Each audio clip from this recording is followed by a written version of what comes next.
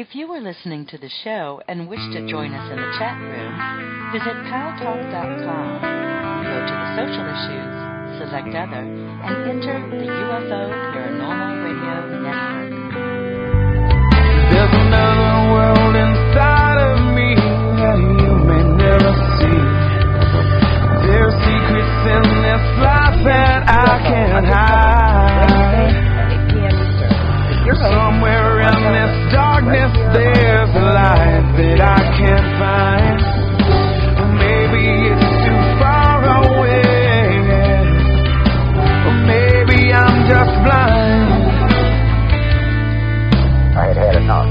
Well, you drove out there in the middle of nowhere I'm just for this loud verbal display challenging ET in general out in the middle of nowhere. That's what I was doing. I actually... So hold me when I'm here, not when I'm alone. Hold me when I'm scared, and love me when I'm gone. Everything I am, and everything in me wants to be the one you wanted me to be. I'll never let you down, even if I could. I'd give up everything, if only for your good. So hold me when I'm here, love me when I'm wrong. You hold me when I'm scared, you won't always be there. So love me when I'm gone.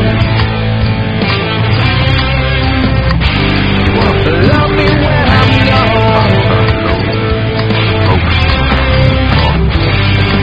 When your education next day, not see under my skin. I won't tell you a damn thing that I could not tell my friends. Right with the gal one. Running through this darkness, I'm alive, but I'm alone. Right there on the ground. Throwing weight around. Part of me is gone. So hold me when I'm here, love me when I'm wrong. Hold me when I'm scared, and love me when I'm gone. Everything I am, and everything in me wants to be the one you wanted me to be. I'll never let you down, even if I could. I'd give up everything, if only for your good. So hold me when I'm here, love me when I'm wrong. You can hold me when I'm scared, you won't always be there. So love me when I'm gone.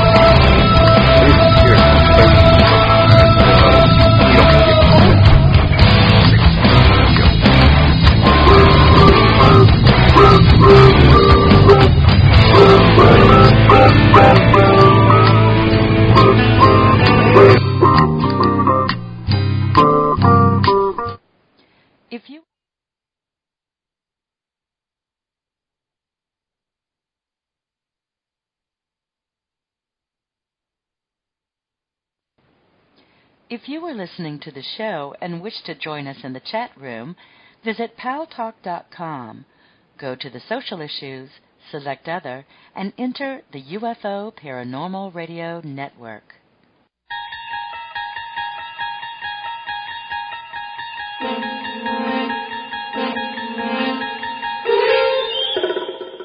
You're listening to UFO Undercover with your host, Joe Montaldo, right here on the Paranormal Radio Network.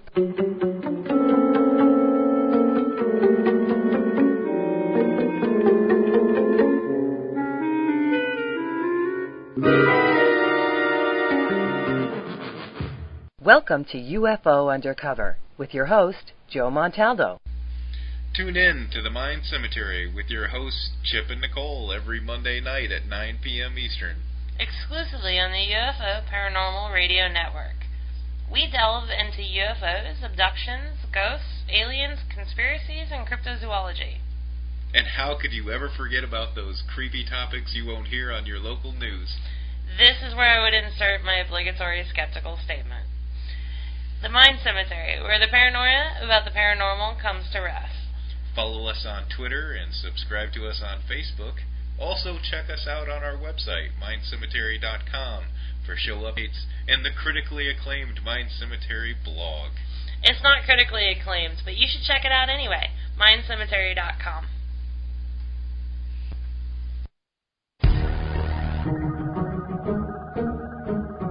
Hi, I'm Stephanie Benetti, and along with Joe Montaldo, we host News on the Flip Side. Come join us every Saturday night at 7 p.m. Central for our 3-hour program. We have opinions on everything, and we're not afraid to share them. False history gets made all day, every day. The truth of the new is never on the news, but you can find it here with News on the Flip Side. Remember, don't be politically correct. Just be correct. Join us.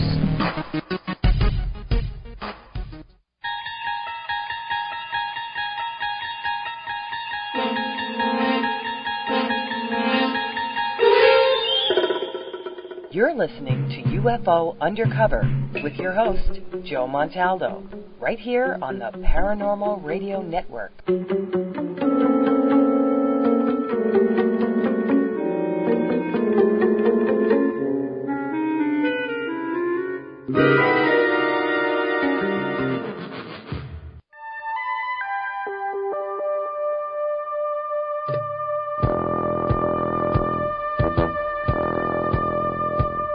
Tune in to UFO Undercover, Wednesdays at 8 p.m. Eastern, with your host, Joe Montaldo, right here on the Paranormal Radio Network.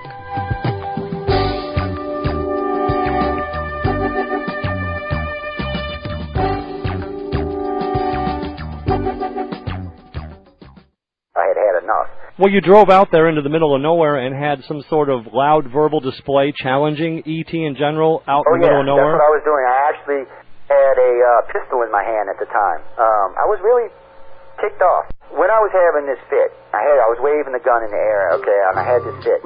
And at this moment, I said, okay.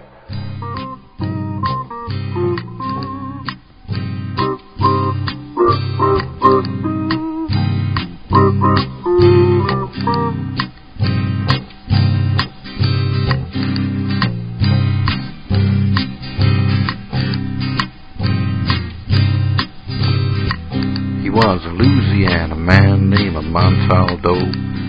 Folks around called him Six Gun Joe. Works with ICAR, don't you know? Investigating UFOs. Out for a drive with a gal one night, they stopped to check out a reporting site. When an alien lit right there on the ground, commenced to throwing his weight around. Now, old Six Gun didn't take too kindly to that kind of thing, especially without Vaseline or anything like that, you know. Seriously. Well, Six Gun looked that critter right in the eye and said, "Any last wish before you die?" Yells, reached for his gun, quick as a twitch, and said, "Fill your claw, you son of a bitch." Now, a legend spread across the land about this pistol-waving man. But if you're from space or from Earth below, you don't give no lip to Six Gun Joe.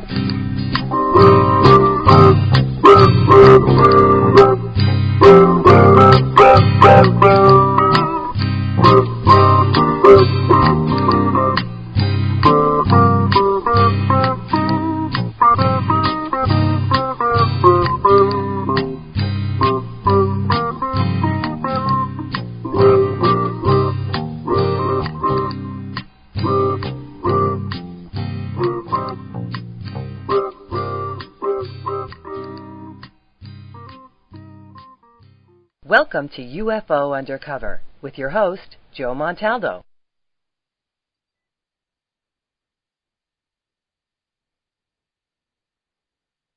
Good evening, everyone. Welcome to another episode of the Joe Montaldo Show. I hope everyone's having a great evening, great morning, great afternoon, wherever you are on our big, beautiful blue planet. You know, I say this every week. There's nowhere else I want to be but here. Thanks for everybody who sent me all the great candies and presents and stuff while I was in the hospital. I don't know how y'all found that out, but okay. Still, that was sweet of everybody, and you know, I gotta say, the 10-day stint in the hospital, I lost 14, almost, well, I think it was almost closer to 16 pounds. I was like, yeah, put me well on the way to a good diet. Anyway, it sucked though. Be honest with y'all. But anyway, I wanted to reiterate, you know, everybody who sent me something and nice letters, and all the Facebook fans and all the rest of the social medias we're on these days, I want to tell thank you for, well, just for being nice. It's rare, and all the people who sent me prayers and get well, thank you for that, because, you know, I wanted to get well. I don't like hospitals. They suck. And considering I went in for something that shouldn't have put me in a hospital, I was kind of like, huh, what? It's nothing like when you go to the hospital because you want to get some medicine and they tell you, oh, we're going to put you in for 10 days. So that was a unique experience. Plus, it decided, I think 2 days after I was in the hospital, it started raining, and it rained down here for 16 days straight. You thought the biblical flood was coming. It was raining so much. But it is New Orleans, and it is the South, and it does rain a lot down here. So last couple of years, not so much, but I guess it's going back to its let's see if we can drown everybody thing. We're going to get to our guest in just a second. A couple of things right quick. I see we have a new telescope being launched in 2018. It'll be the most powerful telescope ever launched. Should be great for finding more planets. I mean, you know, Kepler's been doing a great job for finding planets, and they've been finding them actually with, what was it called? Microburst. Oh, fuck, I can't think of the damn name, but they've been finding them a couple ways. The deep range planets are found. It's just a blip. That's how they're found. And Kepler's finding them a little bit different. They actually track the shadows in front of the suns as they move across it. So, you know, we're really starting to find stuff. We're finding things close to the size of Earth. We're finding things in the habitable zone. But it's, in its infinite wisdom, which they amaze me sometimes how dumb they are, only has the inhabitable zone listed is the Goldilocks zone, like where we are. You know, where Venus, Earth, and Mars is, and where the fifth planet used to be, or the asteroid belt, whatever you want to call it. That's all considered the Goldilocks zone. That's an inhabitable zone. But recently we realized that planets around Jupiter and Saturn can also hold life.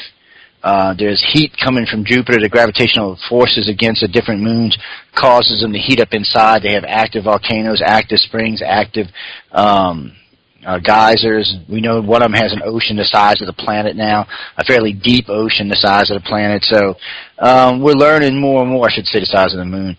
We're learning more and more that life can be in other places. So, you know, NASA needs to reconsider what it considers the Goldilocks zone. It's not just where these planets are. It's also anything around big giants. And remember, in the early days, 30, 40, 50 times Jupiter. That's just mind-boggling. That's as big as our damn sun almost. These are huge, massive gas plants. Well, they could have 30, 40, 50, 60 moons, even 100 moons, like Jupiter has, 50, I think. So they could have lots of moons around them. All these different moons could have different types of life going on, and plus the inhabitable zone. So I really think it's time for NASA to redefine the way it sees life. You know, I was reading about a solar system the other day that I found particularly interesting. The first three planets, well, they don't know if there's actually planets behind them. They're pretty sure, but they don't know for sure. Or huge. I mean, they're 30, 40 times the size of Jupiter. So as these planets would be orbiting this planet on a fairly regular basis, it would be kind of eerie, I think, after a while. To me, it would be kind of eerie. I love that kind of science. There's a lot of good science out there right now. I know in, I think, 2 weeks, we got an all-science show coming up. We'll be talking about different types of space exploration. Also, a personal friend of mine asked me if we would talk about some of the newer weapons being deployed right now, from lasers to rail guns to a couple other things that are out there. Some of the stuff is promising, some of it's junk, but that's something else we'll be talking about in the near future, so y'all can come by and check out that. We've got some paranormal stuff coming up in a couple of weeks, too. Just dabbling around in it, you know. I go back and forth on ghosties on a regular basis, so I'm still not convinced that they're anything more than dimensional bleed-through. So one day, maybe somebody will convince me, but as it stands today, not so much. I'm just saying. There seems to be, for a lot of the paranormal stuff, there seems to be some pretty good alternative explanations other than dead people coming back to haunt you. I'm just saying. You know, don't hate on the messenger, you know. But be sure to tune in for those shows. I'll post them on Facebook and on the website so you can find them as well. And you can check that out. Tonight's guest is Jim Allen. He's the author of Smoke and Mirrors. And it's Smoke and Mirrors, actually, I should say, because it's SOMKEN Mirrors. And you can go to the website. It's linked right to the Amazon site. So if you're interested in the book or the author, just pop over to UFO on the Cover site. You'll see Jim's book cover right there. Just click on the cover. It'll take you right back to Amazon along with the bio. You can check it all out. His information in the bio is actually listed all below the page, so you can go check that out as well. We're going to be discussing a wide range of topics tonight. Actually, he wrote a really good book. And before I let him talk, I'm going to talk a little bit about this, because I was telling him at the start of while we were waiting for the show to start that more than likely we'd have to have him back in a few weeks because I'm not sure if we could get to all the material. There's a lot of good material in the book. Now, I'm sure some of y'all are going to agree with it and some of y'all are not, especially in the stuff with Kennedy and Ruby Ridge and Waco and a few other things that I mentioned in the book, money trails and stuff like that. I've heard some of this before. Some of it is a little bit different to me and newer. There's some stuff in the Kennedy case that we're definitely going to get into a little bit. But there's a lot of good material here, especially for my NWO friends out there. Y'all going to love this show particularly. I have to be honest with y'all about this. And I really think when we get through it all this, y'all might actually learn something here. So, Jim, how you doing tonight? I'm great. You're great. And, you know, I'm glad to have you on tonight. We're going to start in just a minute. I want to also let everybody know my regular co-host for News on the Flip Side is with me tonight, Stephanie Benetti. Stephanie, tell everybody hi. Hello. Actually, it took every fiber of my being not to speak. I know. It's hard on her when she co-hosts.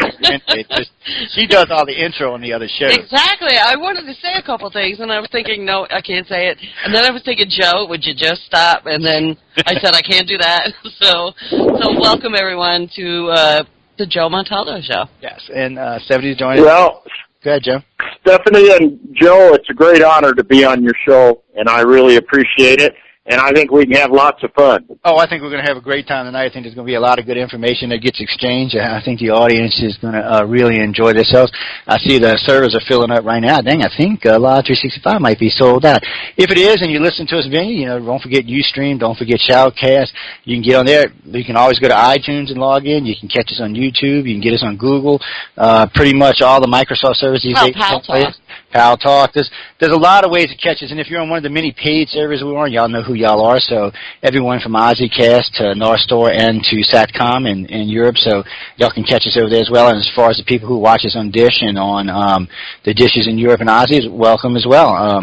You know, we have a wide range of audiences. One of the reasons this show is as popular as it is because in the early days we got picked up by some of the overseas Dish networks and then by a couple in the United States. So we're always playing 24 hours a day on the TV sets in the back, so you can always find us, which is really cool. And it does bring in for a lot of audience. The only bad part about the Dish audience, which probably makes about 20% of the audience, maybe 18%, is they really can't interact unless they go get on their computer. If you're listening on your TV, you know, unless you got a smart TV. Then, all right, that being said, let's move forward. Well, we are. A couple of little sales points here right quick. Remember, Thursday night, Flipside Lights. Stephanie and I will be talking about current news tomorrow evening. There's a lot of current news. Mm-hmm. You know, the show is very, very, very fast-paced. Frankly, and that show's an hour long, and it feels like it's 10 minutes. Absolutely. It's rare. Last week we did get in 6 topics, which was amazing, by the way. We usually don't get any more than 4, and it just never seems to make it past there. Don't forget, too, everybody's regular lineups back, so on right after us on Thursday is Joel, and Joel has a new co-host, which is Eric. I got to get his last name, but you can catch Joel and Eric. They'll be on Thursday night. Yes, I know, Steph. I found that the hard way, but anyway, you can catch them out on Thursday nights on after hours AM, and check them out. Remember, on Friday you can catch Church of Mapes with Jeffrey the Crazy Man Pritchard. He's just out of control. Over the top. He's just out of control. But anyway, you catch him on from 6 to 8, and you can catch Jason and Heather. They'll be back on schedule this week, so you can catch them up. I see there was some comments on where were they. I'm not going to say the rest of the comment on the air, but yeah, I saw that. I saw that. And I'll have to send Jason over there to read it. Yeah, Jim. So he can address Jim this Friday night. but anyway, it was great. I had a blast. Of course, on Saturdays you're going to have Voice of the People. Then, of course, 4 hours of Stephanie and I and News on the Flip Side, and we get in on that show. We get into some really heated stuff. A lot of stuff that I noticed that mainstream news is just scared to touch. By the way, Jim, you would love this show. You'd have a blast when we get in, because we get into stuff that I'm telling you, mainstream is just scared to touch. They just no, we're not going there. We're not going there. But so then of course you got Trees following us after that. So. With Global News Focus, so you can come check her out. And then, of course, Monday, Crazy Chip is back with Mind Cemetery, and then on Tuesday, he's back again with Big Shoulder Sports Show, which is doing quite well these days. So if you're a Chicago sports fan or in the general Northeast sports fan, he's also in Carolina, but he's not a big fan of Carolina, but he covers those topics, so you can come check him out and listen to him. There as well. And then there's a couple of different shows that flip-flop back and forth on Tuesday night, so it just happens to be what's on there. And then, of course, Wednesday, you have me all to yourself. We don't let anybody get behind us anymore in case we want to expand or grow or push the limits a little bit here. So anyway, on that note, we're going to get back to it with our guest here. I hope everybody's going to enjoy the show tonight. And remember, any comments, complaints, moan, gripes, or bitches, write to Stephanie, because you know what I'm going to tell you. No, I'm just kidding. Hey, wait a second. They're more scared of me than they are of you, Joe. Right, no, they all write to you. Write to uprn@cox.net or IC. If it's alien related, write to ICAR at cox.net. If it's radio or host or I would just tell them, write it up, fold it up, send it to my mother, and she'll tell you what to do with it. And of course, what do you mean? Yeah, I know. I know she would tell them what to do with it too. And everybody else tonight, if you want to write in, you can always join us in the Pal Talk virtual audience. I see it's starting to fill up now. You can write to me on Facebook. I have two of the accounts open tonight. The IRCAR account and the Abduction account will both be open tonight, so you can write there as well. The MySpace account is open, and Twitter will be open. I know I don't use Twitter much, but I'm going to try. There's 22,000 fans there, so I'm going to try. I hate Twitter, 160 characters. What are you supposed to hell say in 160 characters, 140, whatever it is? That's like, hello, how are you, goodbye. I mean, come on. It just seems like a waste of time. But anyway, I hope everybody checks it out tonight. So let's get back to our guest tonight. Sorry about that, Jim. We had to do a little sale business. Well, Jim, did I tell you that this guy is a blabbermouth or what? Hey, we got to take care of business. He talks like a valley boy. Yeah. Out west here, we have things called valley girls that come from Van Nuys in California, and they talk real fast, and Joe is able to do that. I know, but look, I'm from New York. Do you think I speak as fast as he does? Yeah, don't worry. She can out-talk me some nights. So don't even worry about it. A lot of shows she gets more talk time in than I do. Oh, please. I never do. I think actually currently the balance is on her side. She's got more than I do. I don't agree. I think there's a couple. BS. There's a couple of them where her and Teresa. You can say whatever you want, but last hour. Prove it. We talking about. Anyway, getting down to serious business. That being said, let's speak to Jim. All right, let me just say this. So, how this came about, this whole deal, someone wrote to me on my account on Facebook, Teresa, was it Jackowitz? Yes. And she wrote to me, and she said, I know this person, and, would you like to interview him on your show? And then I wrote her back, and I said, but I do news and politics and so on and so forth. And I said, what is, the concept? And she said, oh, it's UFOs and this and that. And I said, oh, this is perfect. And then I said, well, my co-host also owns the radio station and, does a UFO show. So, call me, so on and so forth. So I had a conversation with her, and then subsequently I had a conversation with you, and then, whatever, and then I put you guys together, and here we are. So this is how this program came to be. Well, anyway, welcome here, Jim. I'm glad you're here with us, and thanks, Steph. It's always good when we bring in guests, especially ones we haven't talked to a 500,000 times. Not to offend anybody, guys. I love all of you. No, I appreciate that as well. Now, Jim, I started out reading when I was reading yesterday afternoon. I was thinking, I was going through, especially when in chapter 1 when you're talking about the ship and how you get there and all. I got to tell y'all, guys and girls. First off, Jim, you can come cut my grass anytime for $2, my friend. I'm just saying. I'm sorry. Can you repeat that? What was that? I'm not hearing you well there, fella. I was thinking, the damnedest things jump out at me sometime, and I'm reading away, and I'm thinking $2. I'm like, what can you get for $2 today? Not much. I mean, really, not much. Thanks to inflation, which we're going to talk about later, because there's some good stuff in the book about this later on. We're going to talk about that later, but, I just got to thinking about it. I mean, today, to get my grass cut at my place in Mississippi, the guy charges me $50 twice a month.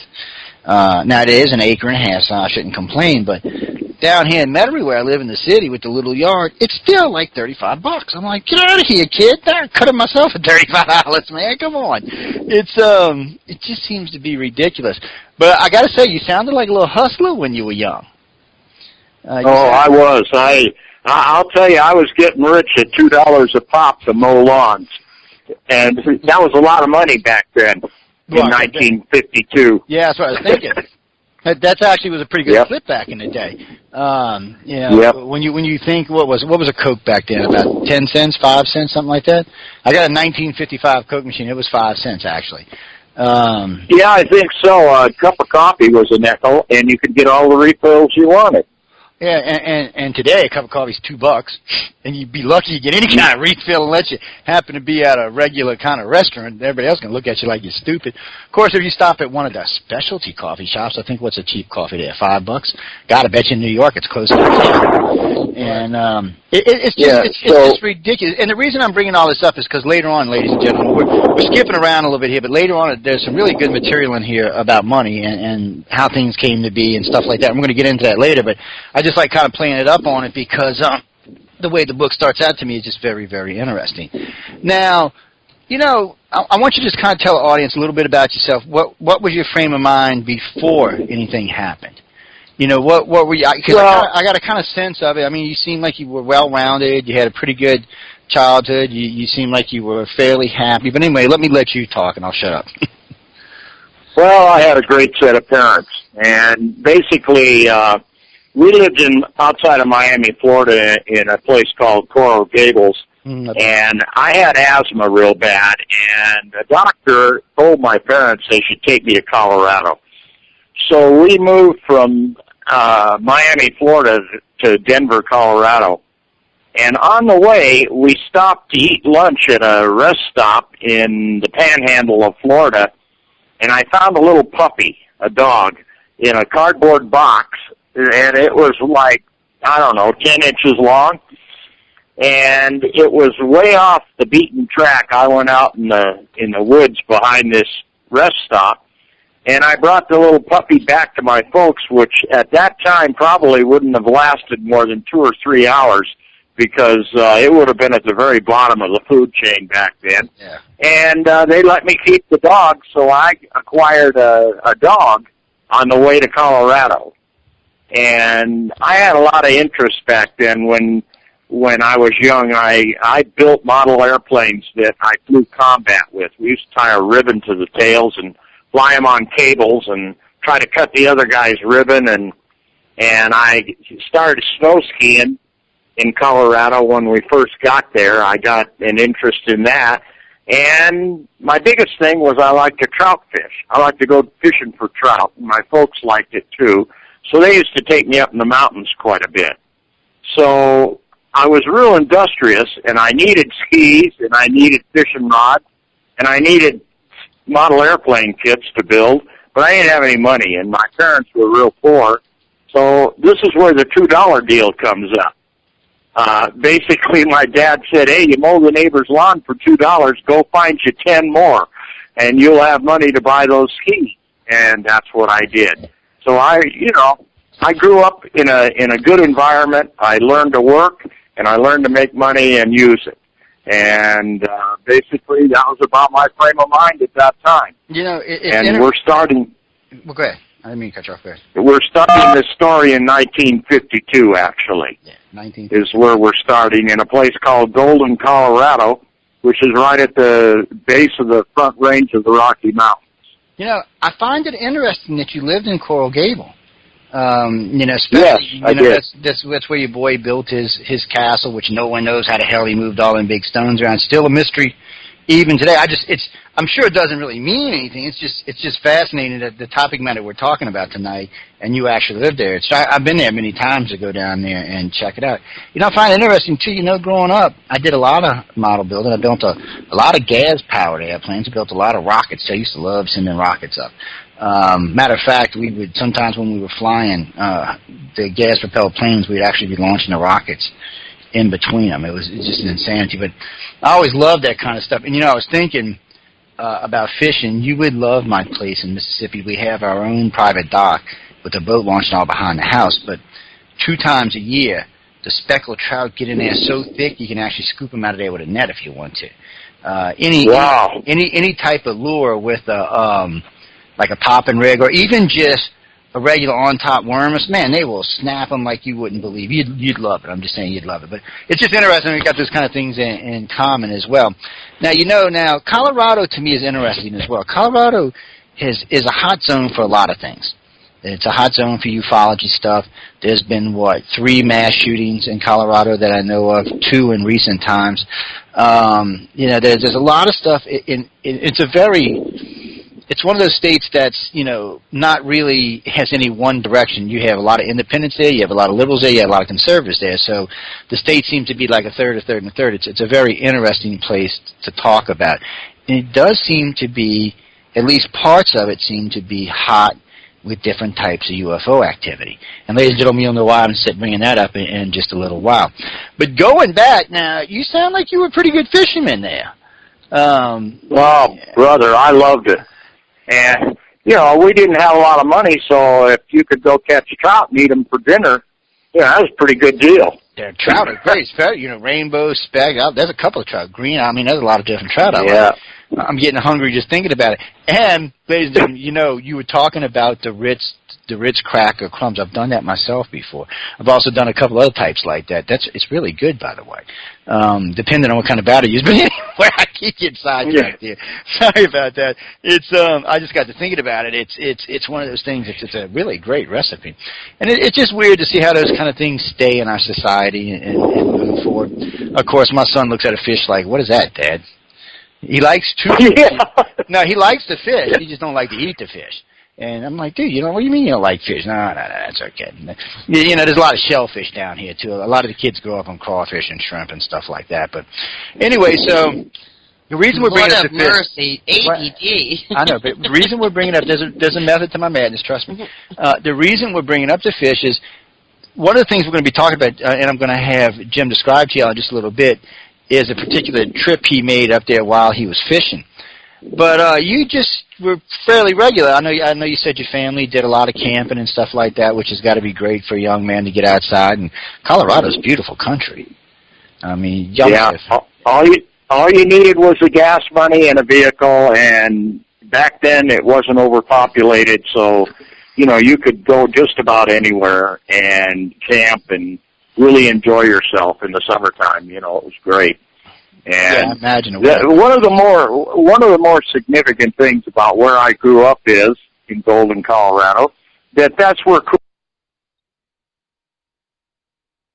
Coors beer is made. Is this really, really spring water they put in these beers? Or is this kind of something pumped out of the ground, coming from the I don't even drink beer. I don't either, but I used to when I was young. And I actually drank quite a bit of Coors when I was young. Coors, Dixie, and a couple other brands. But is it really fresh spring water, or is it some BS water? Well, trust me, what they say is true, but there's an illusion, as there is in everything. And when they show you the water coming down over the waterfalls, up in the mountains, that's spring water. But their water comes from 2 ponds out in front of the plant. They're spring fed, okay. And that's where they get the supply of water they need to do what they do there at the plant. No but fish. The beer is good. It's really good. And all my high school coaches worked there in the Courtesy Lounge, and when you got to be a senior in high school, they used to tell you, look, we don't want you drinking Coca-Cola and stuff. Come on up to the Courtesy Lounge after school, and we'll take care of you. So that's how you can become an alcoholic real easy. The sad part is the damn beer is probably better for you than a damn Coke are. It's interesting you bring that up because I noticed some people, when they have certain style contacts, quit doing a lot of things. It just transforms. We'll get a little bit more into that later, but it's interesting. So no fish in the ponds at the Coors plant, though, right? I bet you wouldn't even let you go fishing. No. They're probably like, nah, you can't go fishing in there. Nah. We don't want you messing up all the water tables. So you used to just get up on the weekends and just get up in the mornings and just take off up in the mountains and go hanging out? Now, wait, before you even talk about that, where is Golden, Colorado in the grand scheme of Colorado? North, south, by Boulder, by Denver? It's about 20 miles due west of Denver. Okay. And Golden is right at the base of the Rocky Mountains. When you go out of Golden, you go right up into the front range of the Rocky Mountains. So it's kind of a a small community. There was hardly anybody lived there back then when we moved there.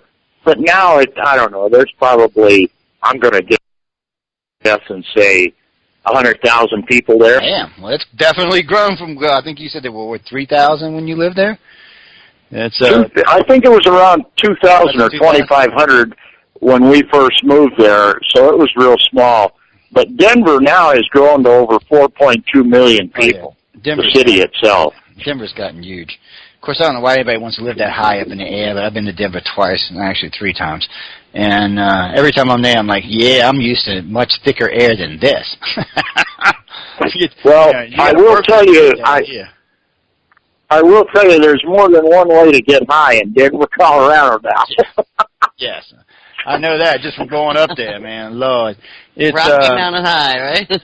You know, it's interesting y'all said that because I made a bet with a friend of mine about 2 years ago. I said, watch how much funny sightings go up, like UFO sightings and Bigfoot sightings and all kind of other sightings. And just in the last year, the amount of sightings in Colorado have tripled. I'm like, you bunch of stoners, y'all getting out there getting stoned and no telling what the hell y'all seeing, especially with this new pot. That stuff fry your brain.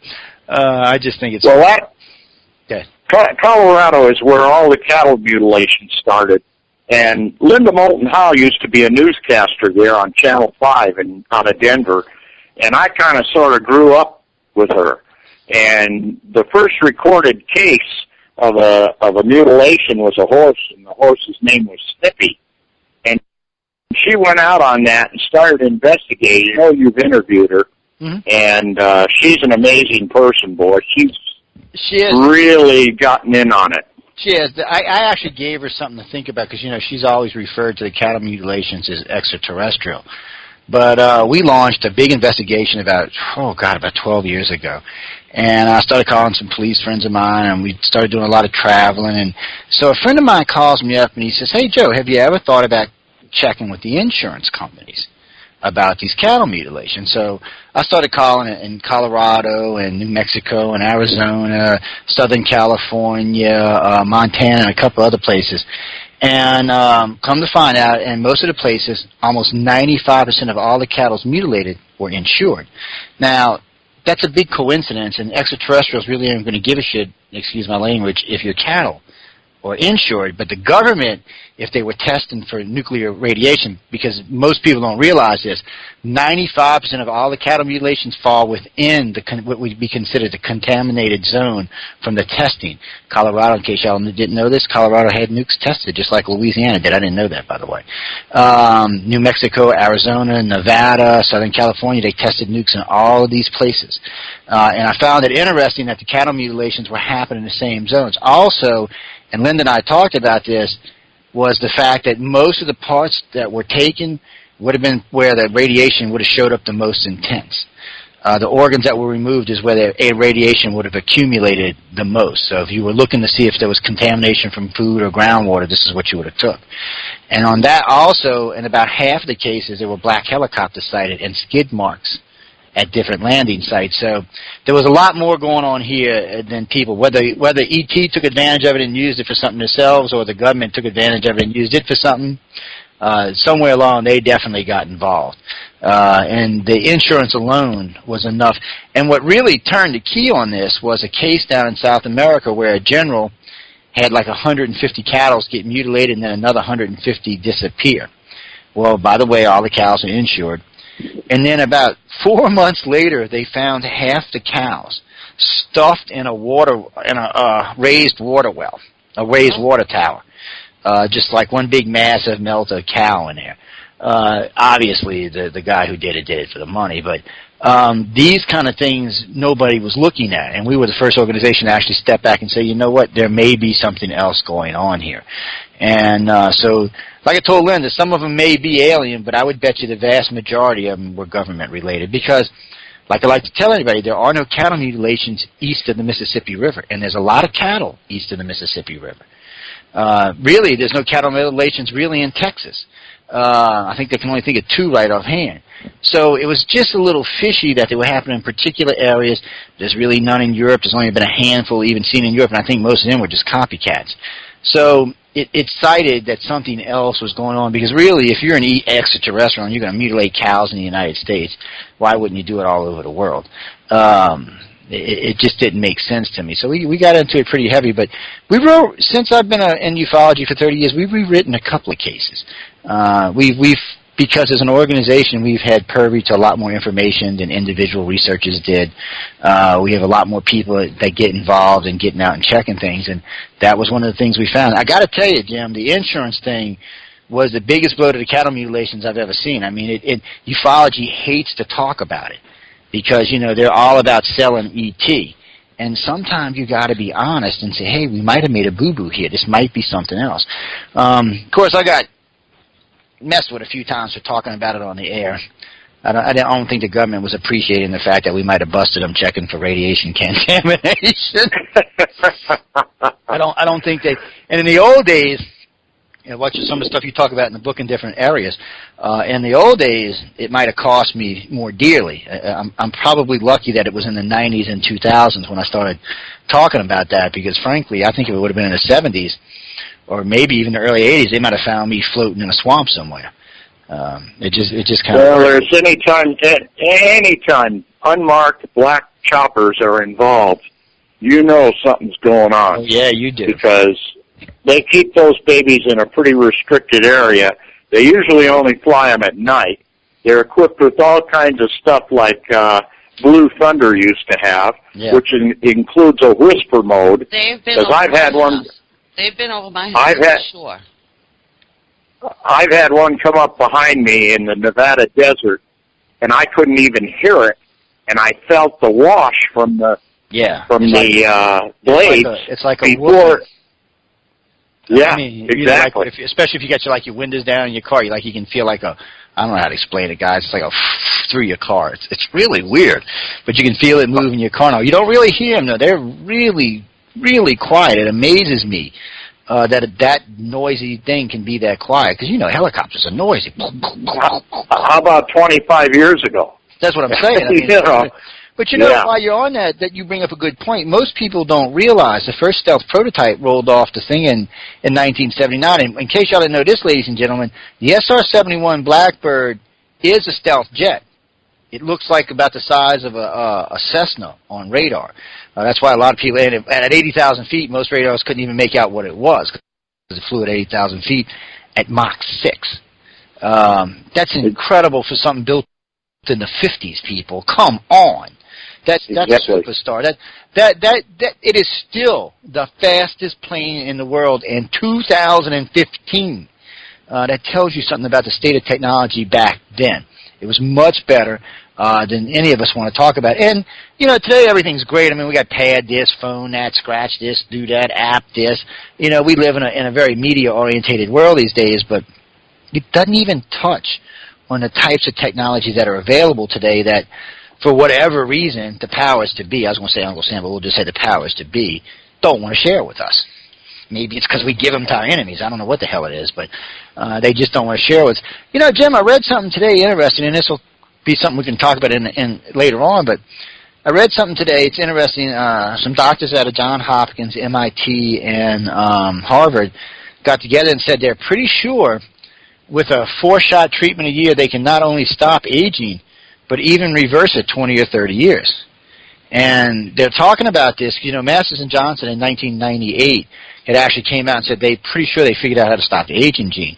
But even then, they were talking about the moral implications of all of us living 200, 300, 400, 500 years. What do you think? Yeah. How about the moral implications of curing cancer? Yeah, for the pharmaceutical industry. Actually, that in itself, you could have wrote 2 chapters of that. I mean, the pharmaceutical industry is just insane. And figure this out.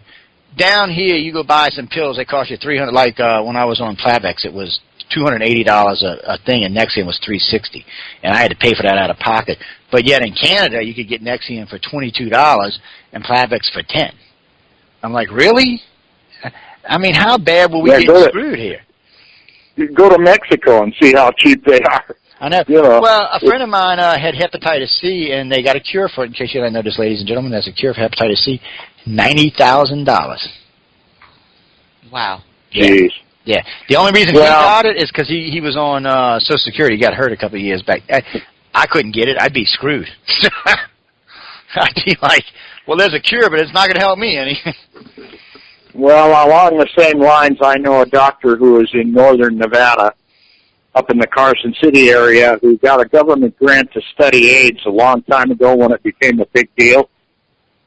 And he actually got a couple $1 million to study it. He's an MD and a scientist, and he cured over 100 cases of terminal AIDS. Some of them were like 2 weeks to live or less in full lesions. Put them back out on the street, HIV negative. Now, you see, AIDS is a virus, and so is cancer. And the same treatment works for cancer. But do you think the FDA wants that to be made public? Well, no, not a chance. They make too much money on the treatment of cancer. I mean, they're curing some cancers, but I'm with you on this. They make cancer as a money-making thing. AIDS is a money-making thing. You know, I know the Germans said a decade ago they had a vaccine for AIDS. The United States turned it down.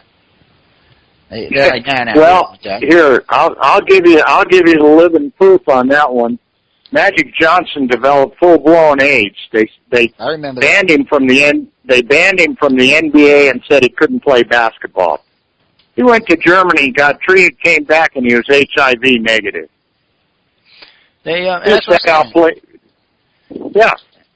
Germany. Well, look at what's his name, Peyton Manning. His career was over. He wasn't going to play football anymore. You know, he's up there in Denver now, and went to Europe, got the surgery, came back as good as new. Stuff that in case you ought to notice, ladies and gentlemen, in Europe and even in Mexico, there are treatments that work for a lot of things that you can get that you cannot get in the United States. For whatever reason, we deem them unmoral or unsafe, whatever it is, you can't get them here. And they're tried and true because people are going overseas and getting the treatments and they're working. So I don't know what our government's up to or what they're not up to. I know there's some real iffy stuff when it comes to stem cell research because of the way you have to get stem cells. But I'm figuring if you're going to abort your child anyway, you might as well get the stem cells. It just seems like a waste if you don't.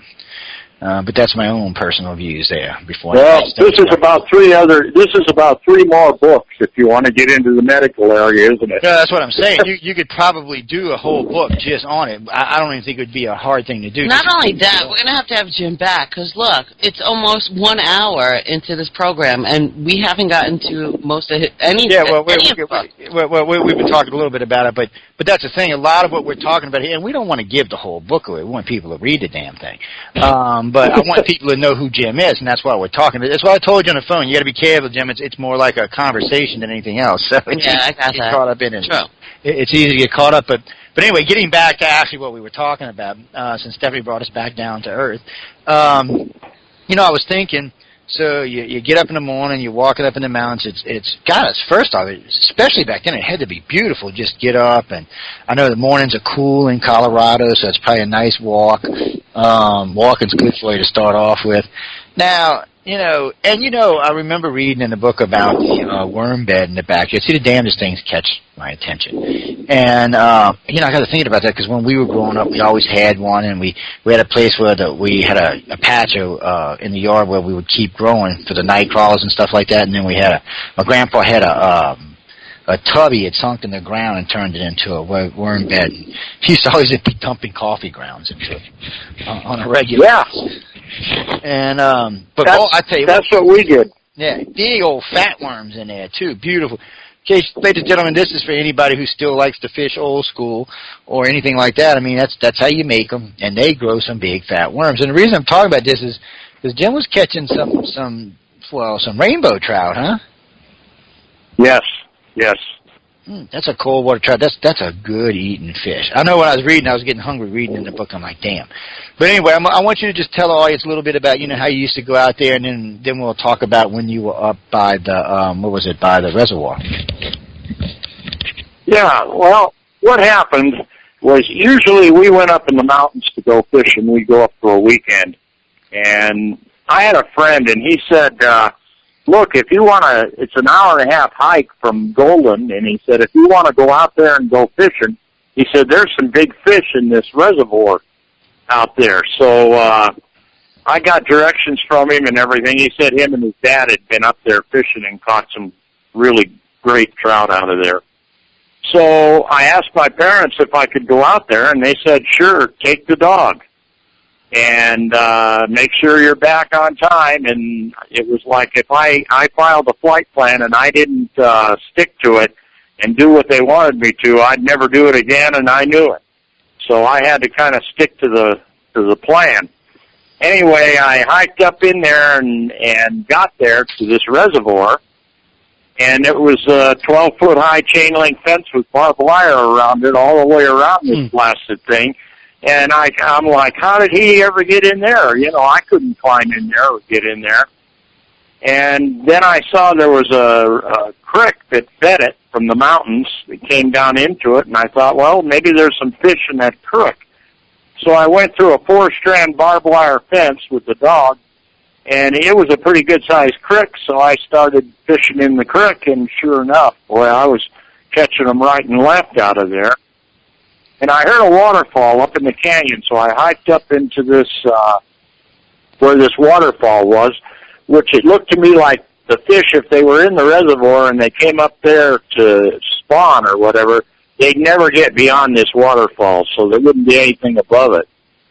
And I threw a line in there, and I hooked a fish that was so big it busted my line in probably 3 seconds.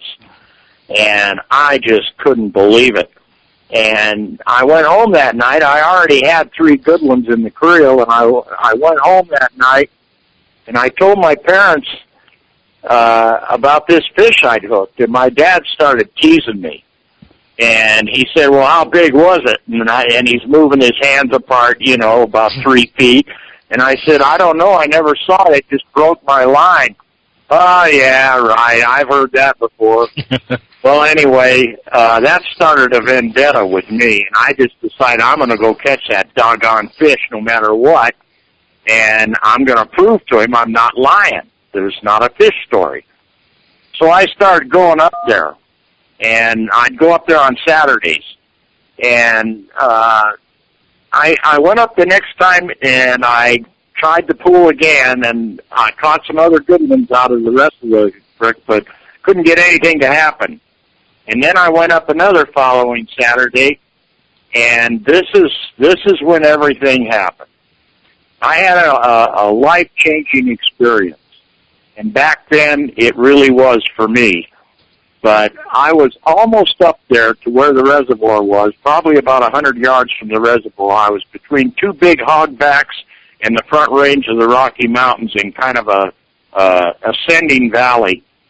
And I felt like something, boy, that dog and I were trekking along there. And have you ever had that feeling that maybe somebody was looking at you from behind you? Yeah, watching you. Yeah. And I felt something, and I turned around, and there was a damn disc up there in the sky. And it scared the living wits out of me because it was huge. It looked as big as a house because I was real close to it. I was probably 150 yards from it, and it was probably 200 feet up in the air. And it was right there, and I swear I had flashbacks from comic books from Flash Gordon, yeah, and I thought this thing's going to vaporize me and the dog. And I stood there and watched it, and it was like there was electric current in the air. Have you ever stood under power lines, big ones? Oh yeah, I've actually been up in the air on them things. Maybe that comes from a dam or whatever, you know, and it'll make the hair stand up on your arms. You know what I'm talking about. I know exactly what you're talking about. Anyway, it felt like that, but I didn't have any hair on my arms, but my hair on my head was moving. And the dog I kept looking at the dog, and the dog was just sitting there right beside me staring at this thing. And we both watched it for about 15 minutes. And after about the first 5 minutes, I started to calm down because I was really scared. I really thought the thing was gonna vaporize us. But finally, it started probably after about 15 minutes. It started to move backwards, and kind of uphill, backwards. And boy, I'll tell you what, it started out real slow, and then all of a sudden, within 2 to 3 seconds, that doggone thing just, it was like it turned on the JATO rocket assist or whatever. It just disappeared, gone, to where it wasn't even a speck. I couldn't even see it. And that was my experience at that time. And to me, airplanes had propellers back then, Joe and Stephanie, and that thing didn't have any propellers. And it was hovering in the air, and it was like, what on earth is going on? Because I didn't have much knowledge about flying saucers or anything like that back then.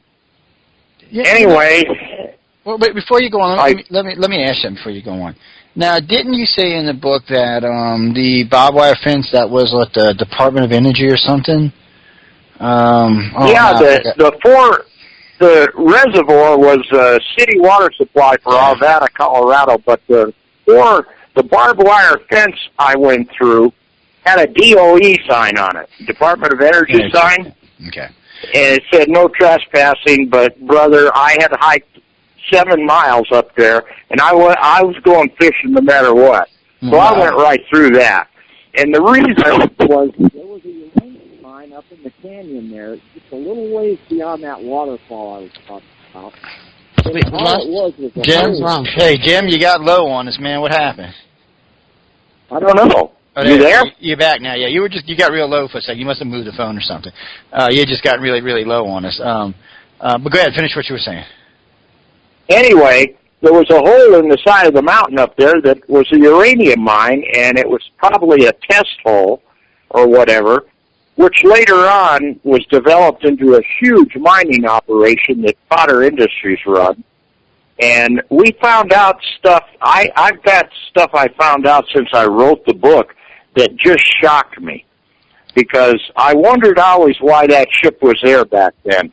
But we found out that the largest deposit of pitch blende on the whole planet was right there. And now has about a 5-block square mining operation where they're mining the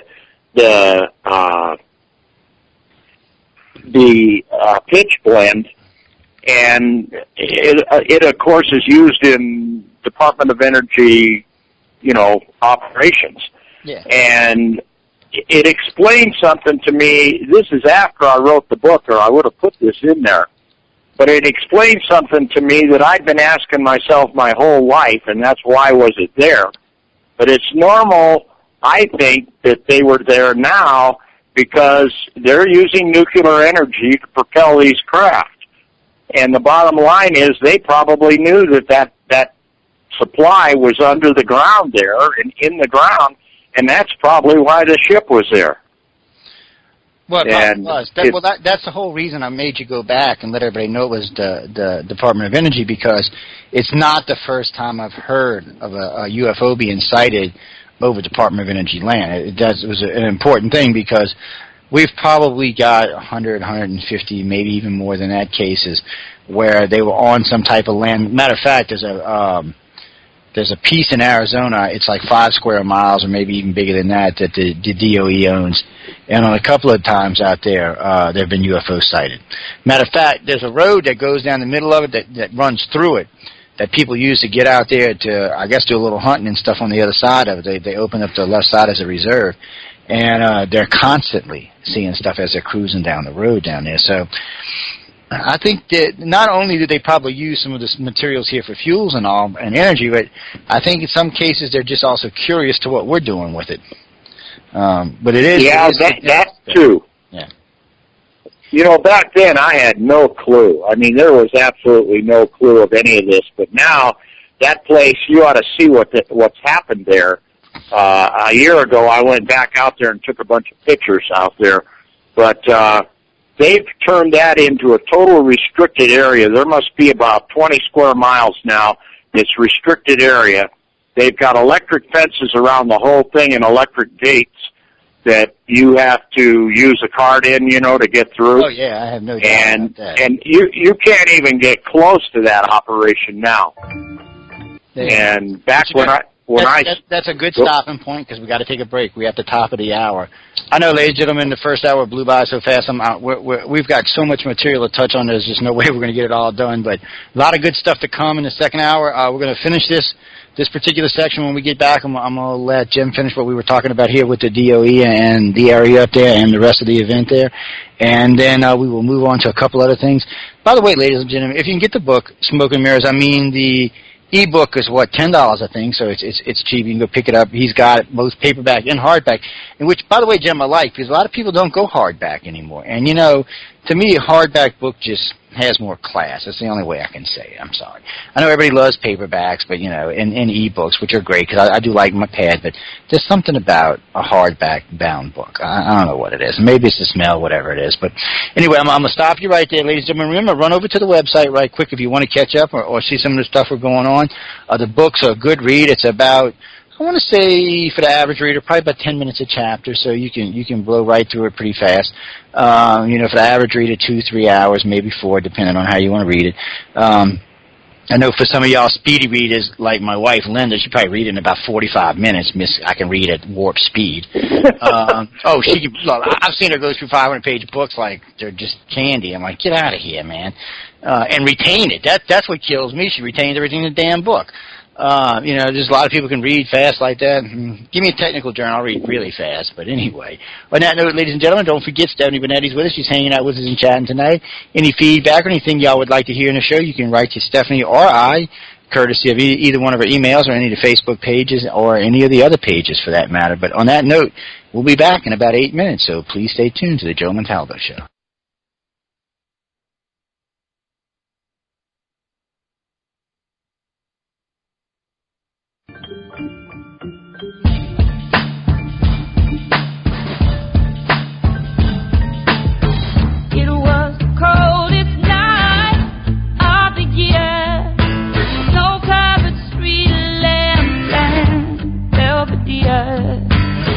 The moon was just a sliver, the light was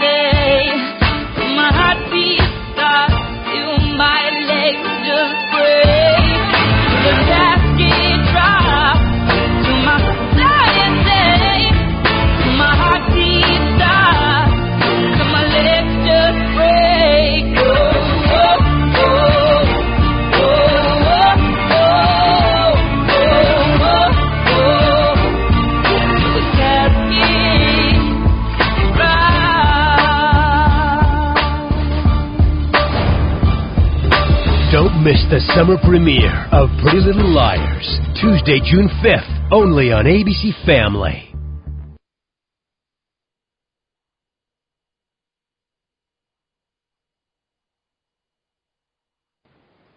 If you are listening to the show and wish to join us in the chat room, visit paltalk.com. Go to the social issues, select other, and enter the UFO Paranormal Radio Network.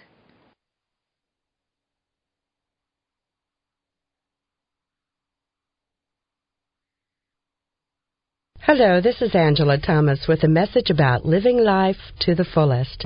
As a psychic clairvoyant, I often give insights to one's career path, financial situation, or relationship. Whether one is happy or not in their current situation, where he or she is right now is an important part of learning valuable lessons that can lead to fulfilling one's life purpose. If I can offer you insights, feel free to contact me at 636-278-2272, again 636-278-2272, or visit my website, angelathomas.org. I'm considered a psychic, so I provide accurate and detailed psychic readings for individuals as well as groups. Remember, no matter what influences your life at the moment, live life to the fullest. Stay in gratitude, count your blessings, and prepare yourself for more opportunities around the corner. I'm Psychic Angela Thomas, and my website is angelathomas.org. Tune in to The Mind Cemetery with your hosts Chip and Nicole every Monday night at 9 p.m. Eastern. Exclusively on the UFO Paranormal Radio Network. We delve into UFOs, abductions, ghosts, aliens, conspiracies, and cryptozoology. And how could you ever forget about those creepy topics you won't hear on your local news? This is where I would insert my obligatory skeptical statement. The Mind Cemetery, where the paranoia about the paranormal comes to rest. Follow us on Twitter and subscribe to us on Facebook.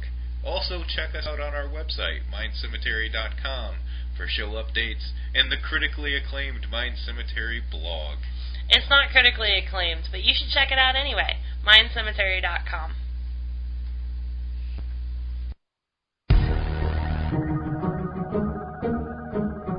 Hi, I'm Stephanie Benetti, and along with Joe Montaldo, we host News on the Flip Side. Come join us every Saturday night at 7 p.m. Central for our 3-hour program. We have opinions on everything, and we're not afraid to share them.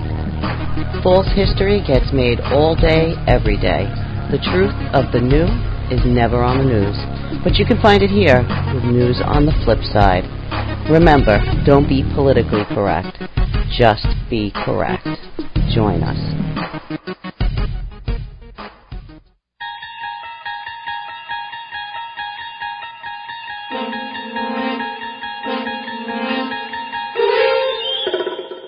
You're listening to UFO Undercover with your host, Joe Montaldo, right here on the Paranormal Radio Network.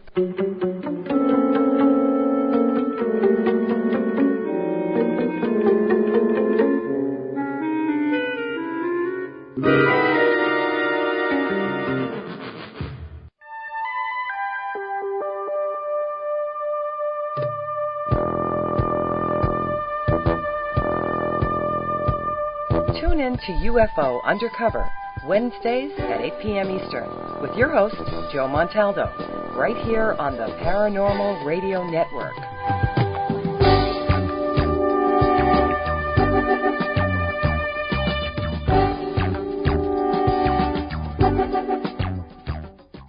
I had enough. Well, you drove out there into the middle of nowhere and had some sort of loud verbal display challenging ET in general out in the middle of nowhere? That's what I was doing. I actually had a pistol in my hand at the time. I was really ticked off. When I was having this fit, I was waving the gun in the air, okay, and I had this fit. And at this moment I said, okay.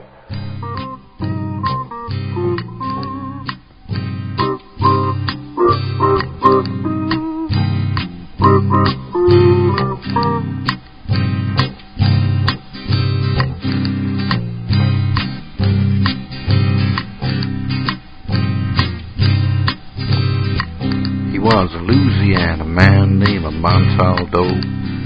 Folks around called him Six Gun Joe. works with ICAR, don't you know? Investigating UFOs. Out for a drive with a gal one night. They stopped to check out the reporting site. When an alien lit right there on the ground, commenced to throwing his weight around. Now, old Six Gun didn't take too kindly to that kind of thing, especially without Vaseline or anything like that, you know. Seriously. Well, Six Gun looked that critter right in the eye and said, "Any last wish before you die?" Yells. Reached for his gun, quick as a twitch, and said, "Fill your claw, you son of a bitch." Now a legend spread across the land about this pistol-waving man. But if you're from space or from Earth below, you don't give no lip to Six Gun Joe.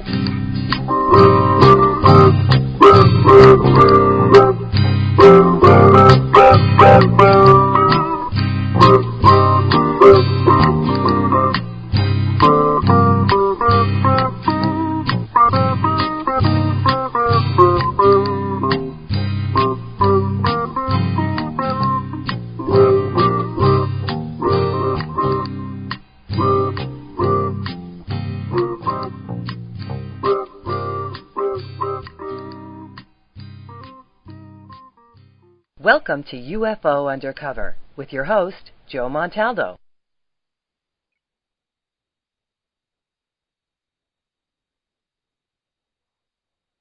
Welcome back, everybody. I hope y'all enjoyed the first hour. We've covered quite a bit of stuff, and actually, book-wise, we've not even got near what we're going to get into, and we're going to get into some more stuff. We'll have Jim back in a couple of weeks. We're going to reschedule, maybe 4 or 5 weeks. We got some stuff going on, but I'll get him back in a few weeks, and we'll get deeper into it.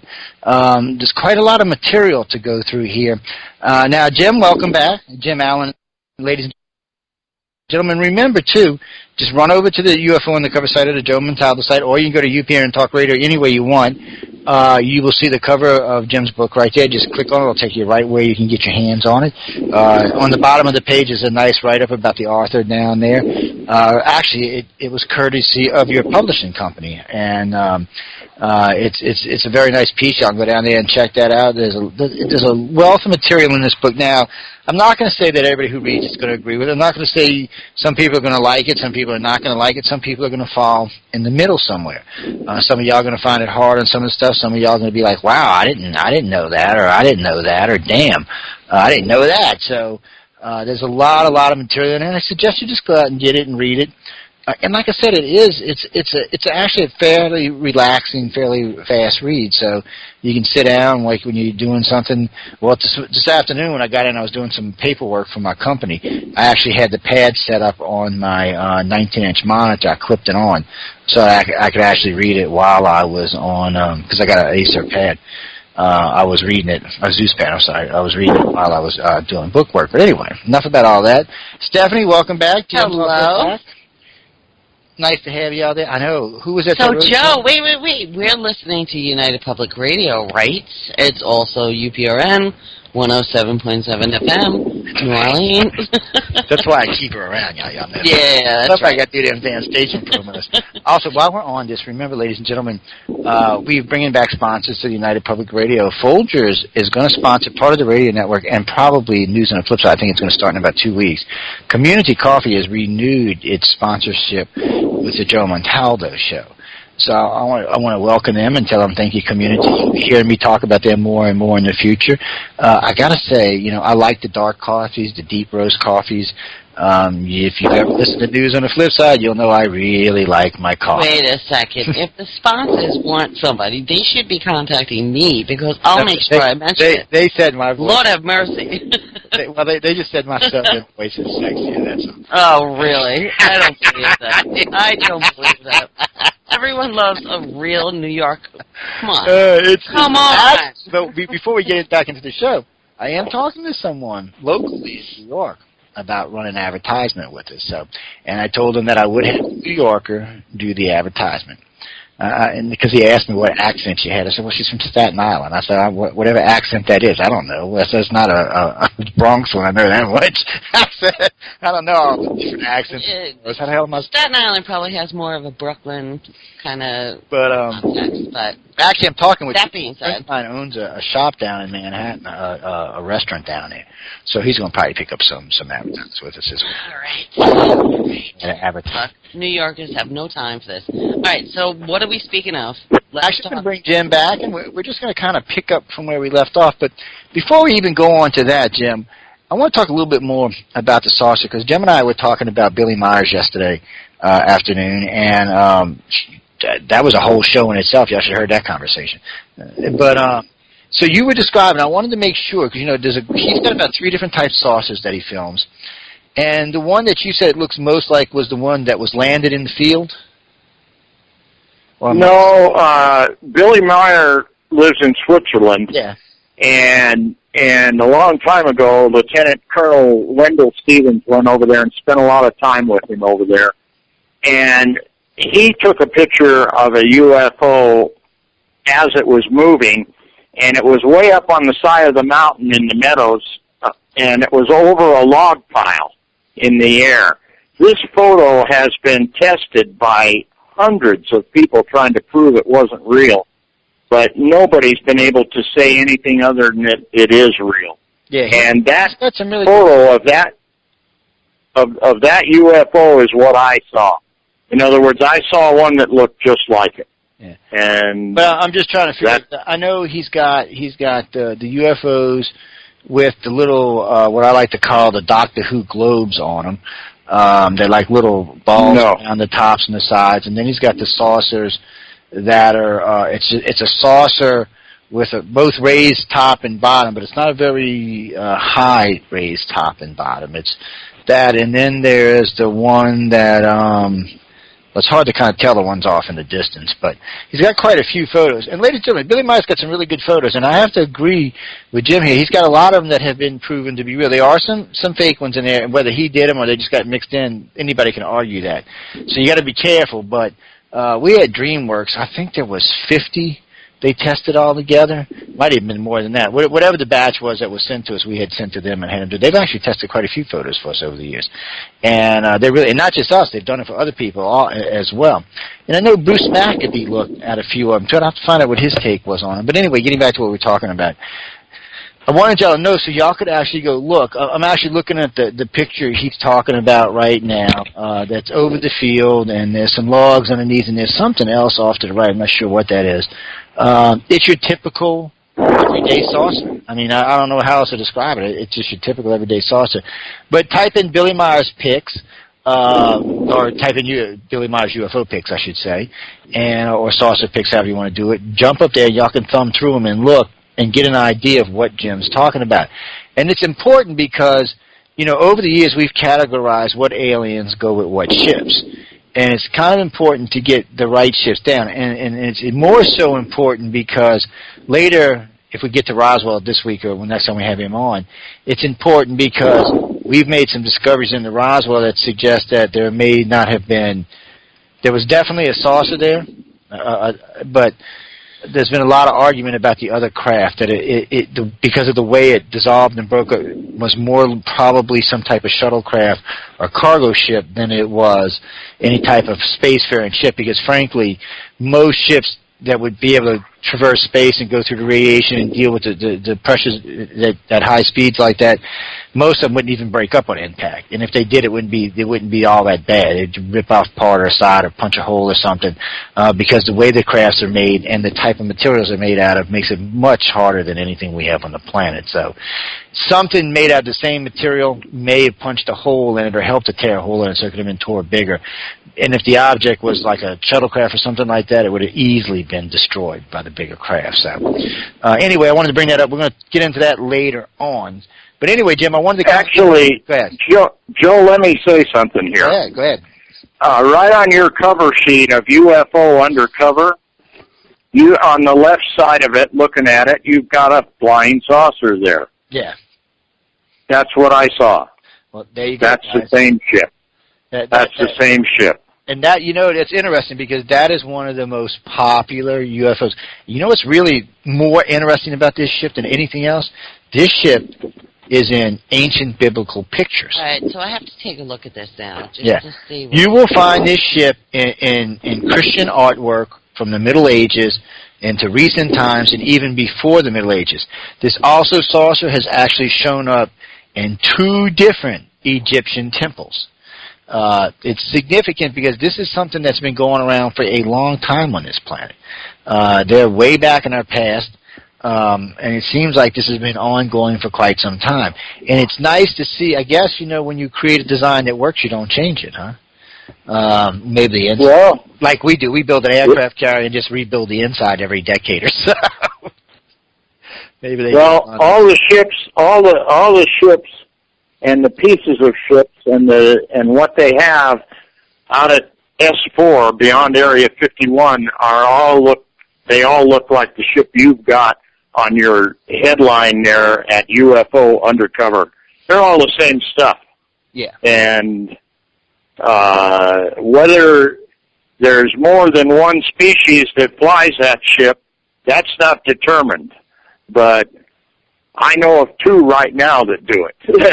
So there's 2 complete different things.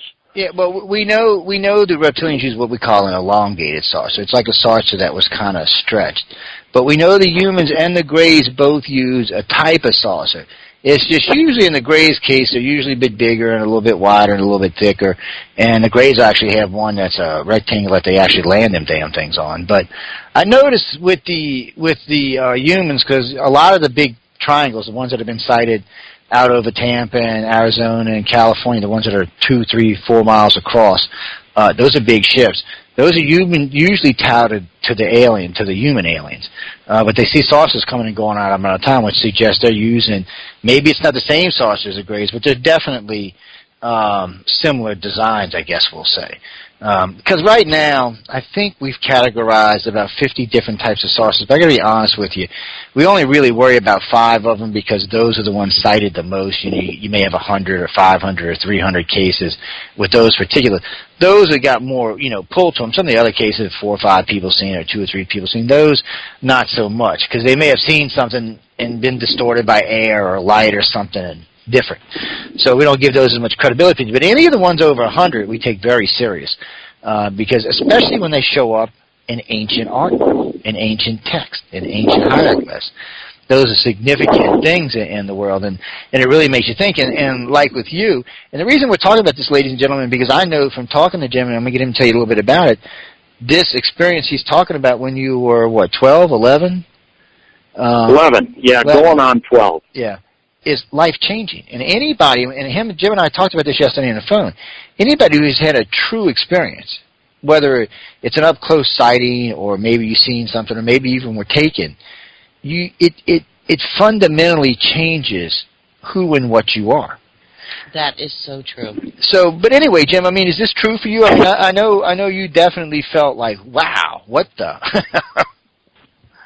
Yeah, and, back then, and this is the truth, back then, if I'd have went home and told my parents about this, I'd have been in trouble. Oh, yeah. And I probably would have been grounded because I'll tell you right now, back then they would persecute you for saying something like what I experienced.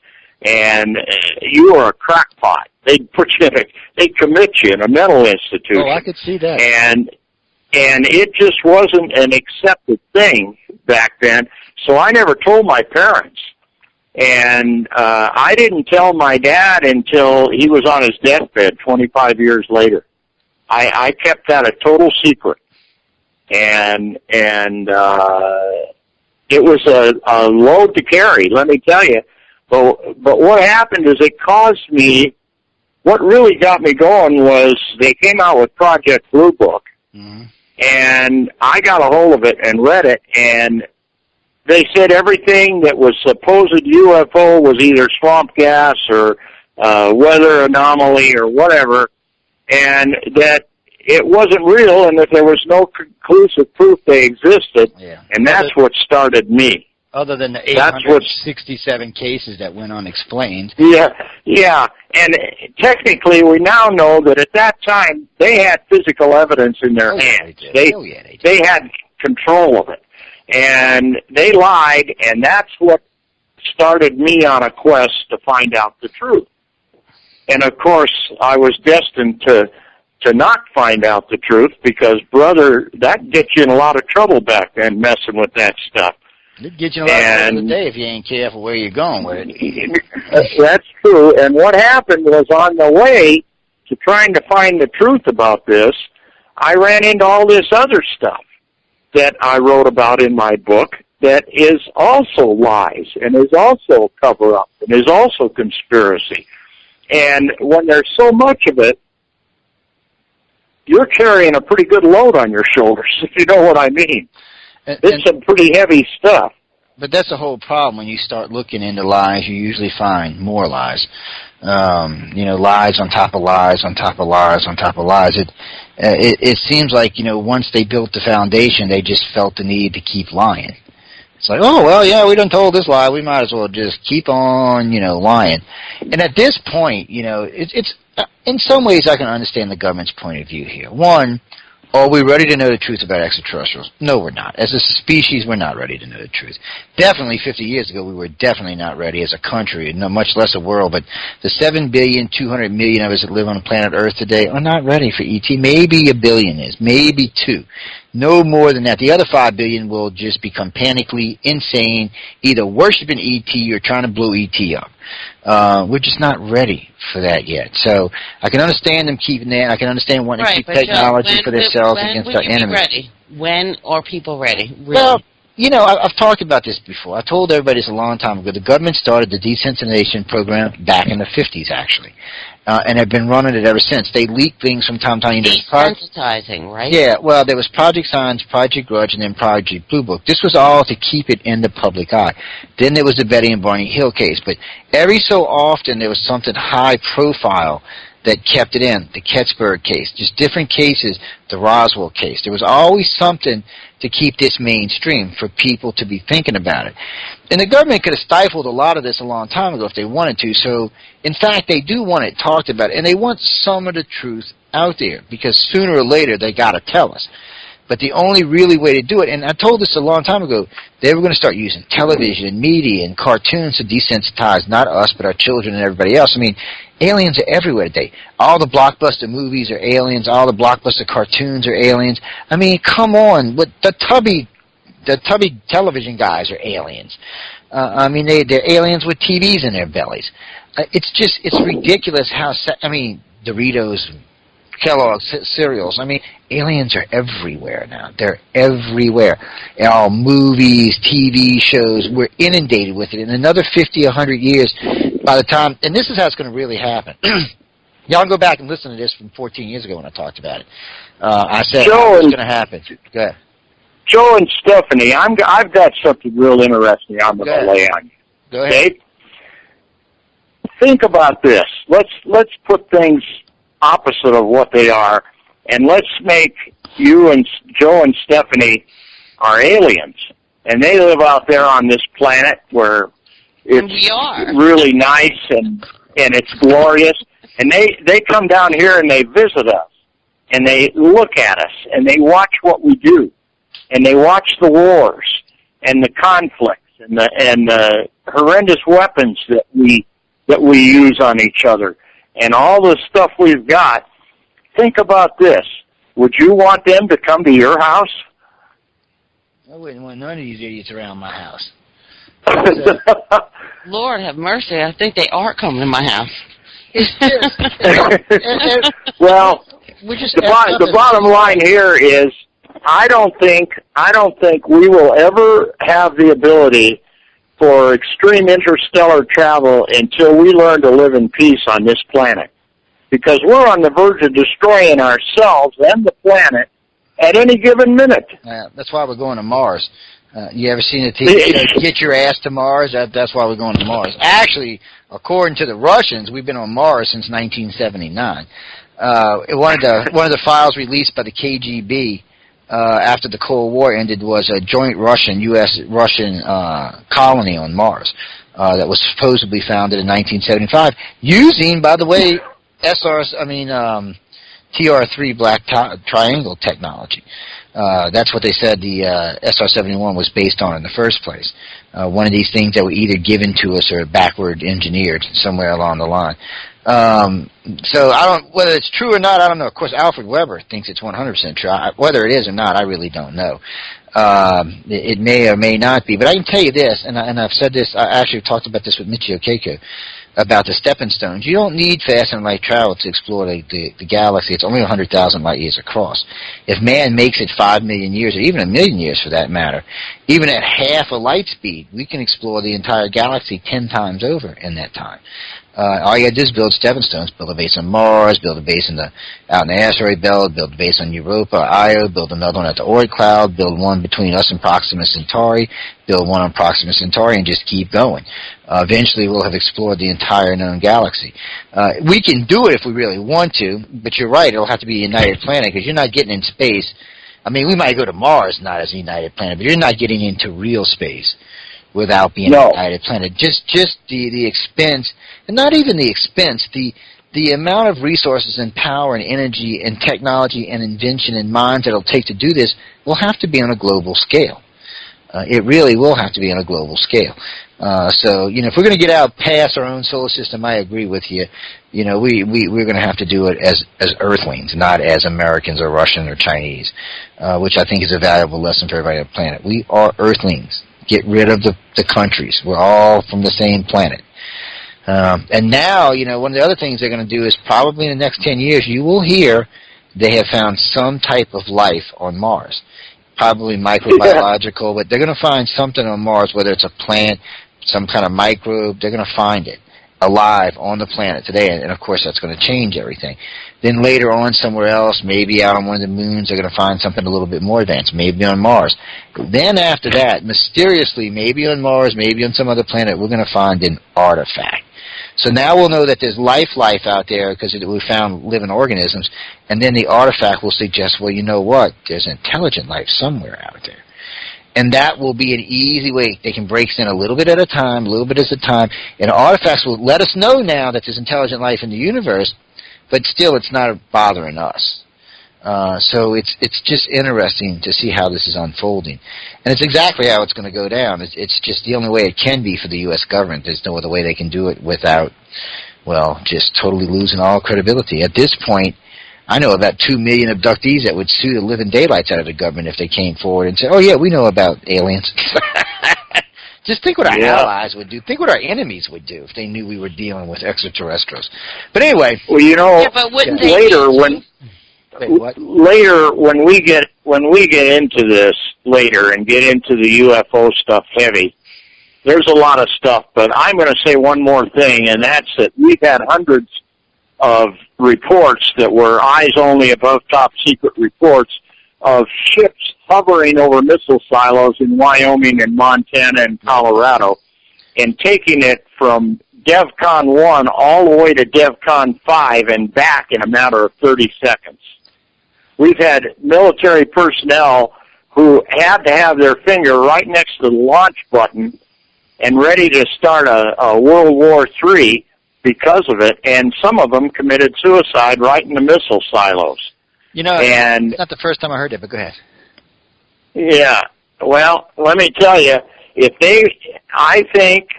my knowledge is that Earth is one of 7 living planets, or 7 living libraries is what they call it. And I don't believe they'll ever let us destroy ourselves. And I think they have the technology. They've proven that they can do it. And I think if we ever get to the point to where it's launch, I think they'll stop it because of just that. They will not let us destroy the planet. See, I don't know if I agree with you there or not. After World War II and letting us bomb Hiroshima and Nagasaki and Fukushima and some of the other stuff that's been going on, I don't know if they feel like that, because they may have already removed a segment of the population, and they could easily clean up any radioactive damage done to the planet. It's well within their technological scope. So I'm not sure if they would stop it. To them, it might be a thinning of the 7,200,000,000 of us that live here, and by then there might be 10 billion of us. They may allow for a little thinning of the herd. It always bothers me, because I got to be honest, I judge everyone by their actions. And even with the extraterrestrials, even if you give them in the best light, their actions are questionable at best. You know, sneaking up on power plants, sneaking up on people in the woods, sneaking up people here. To me, that warrants a little mistrust. Not to say that I got to be honest with y'all about this, ladies and gentlemen, before we go any further.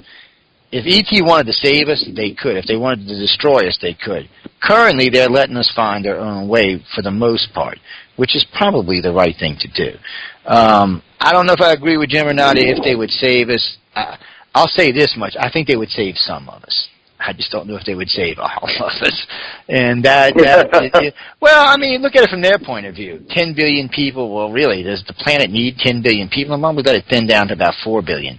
It would be much easier on Gaia and Mother Earth anyway. So I think humans can grow into a population of 30, 40, 50 billion if we get off world, and start colonizing around the universe and stuff, around the galaxy. But staying here, no. I mean, I heard NOAA once put out a report with the UN about the world population could only grow to 26 billion, and that's if you turned all of South America into farmland, and most of America, you could feed 26 billion people, and you could have the oxygen and the minerals, but that was the maximum about.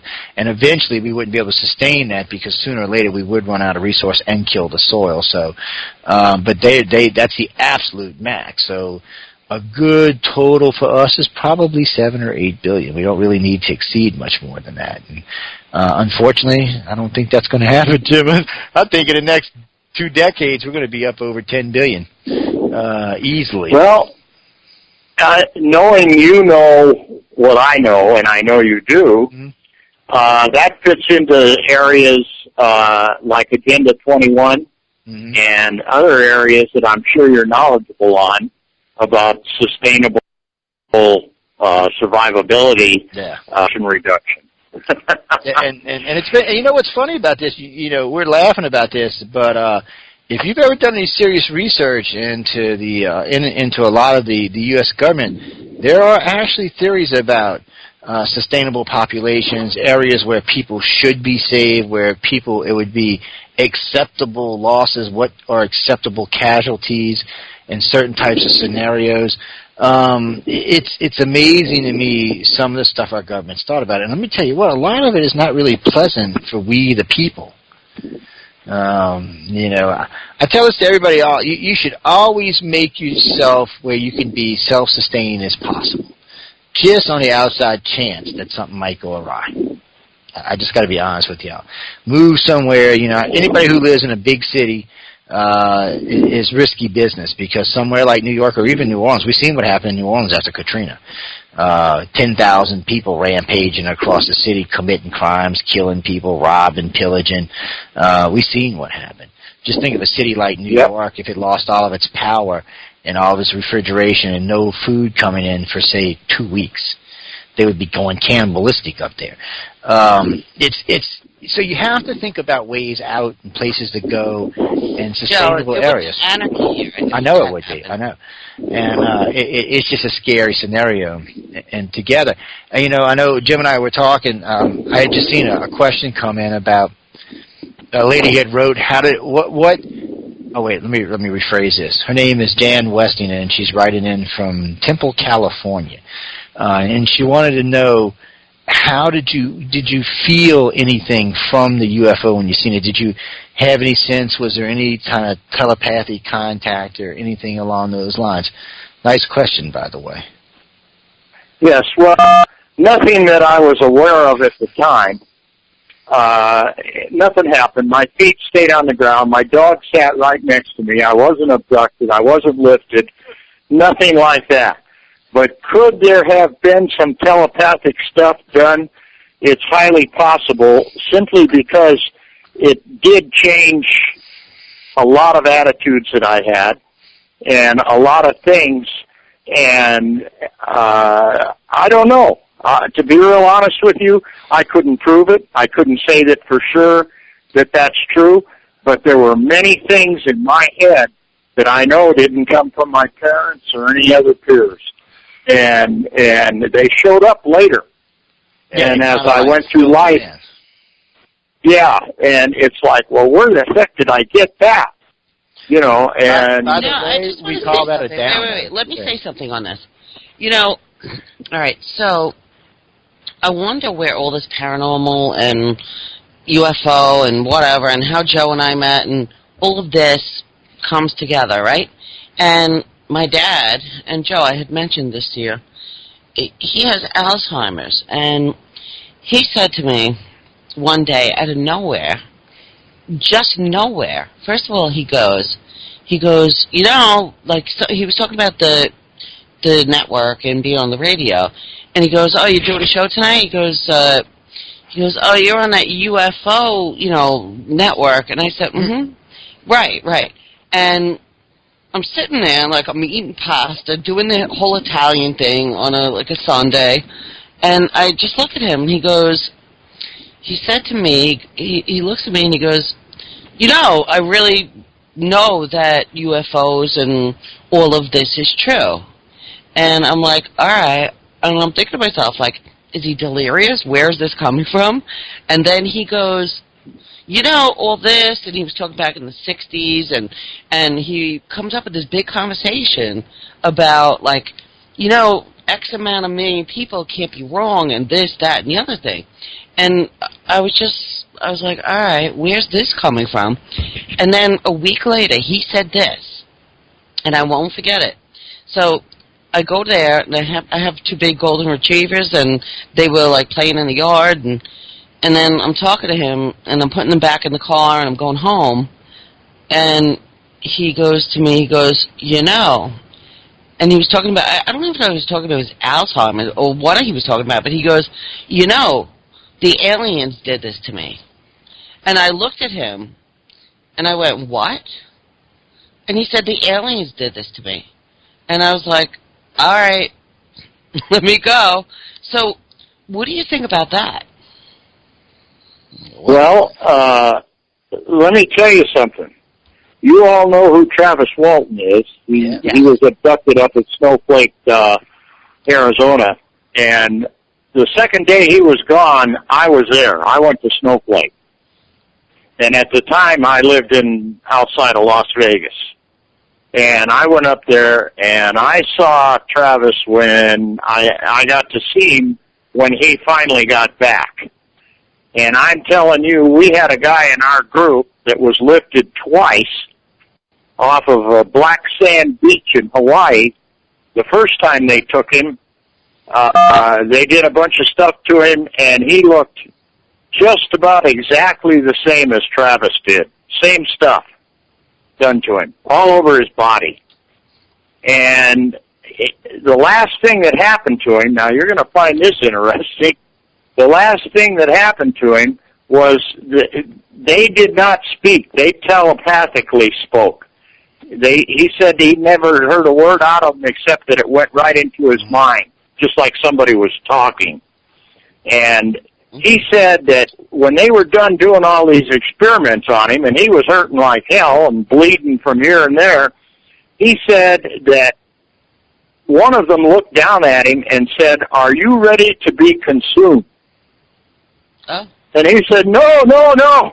He says, "I got too much to do tomorrow."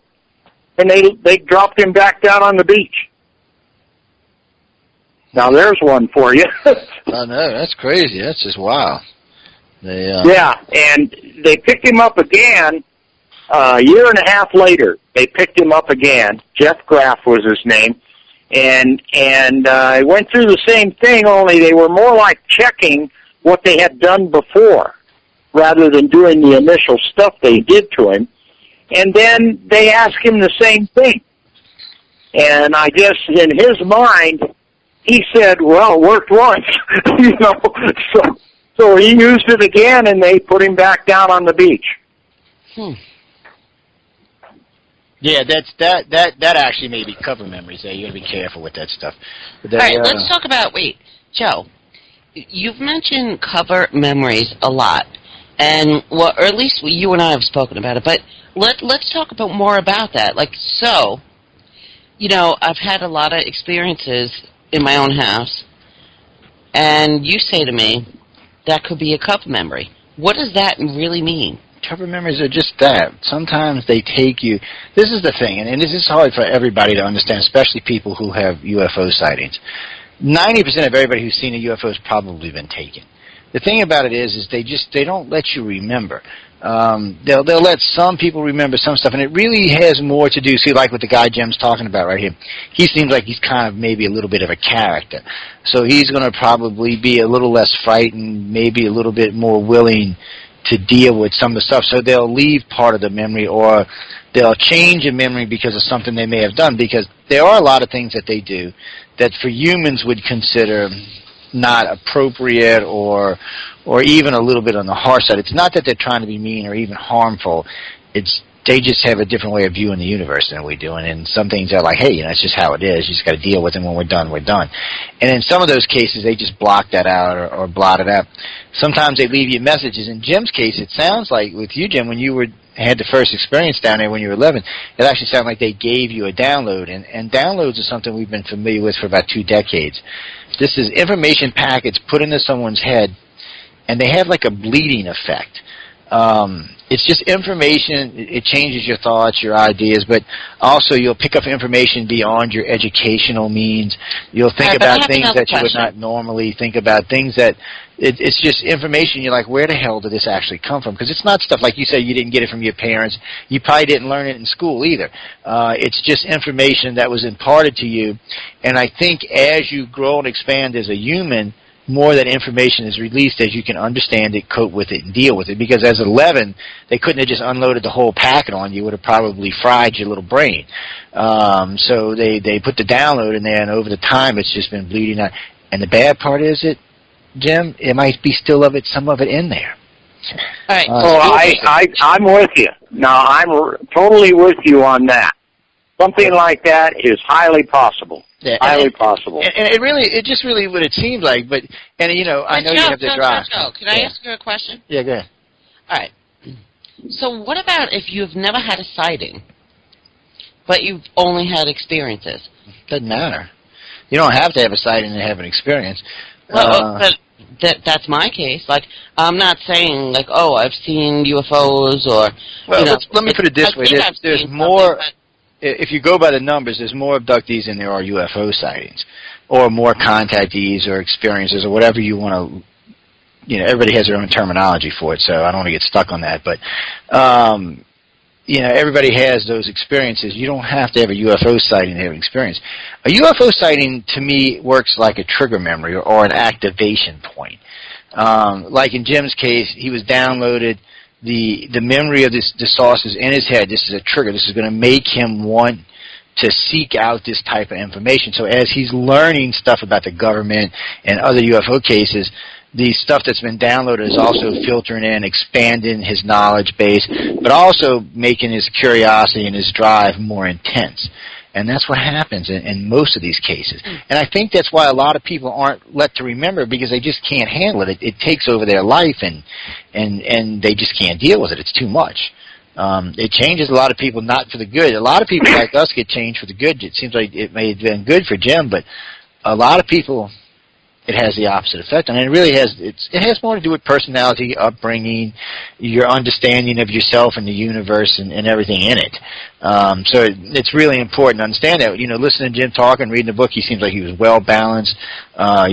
Pretty normal, everyday American kid with some curiosities and some drive.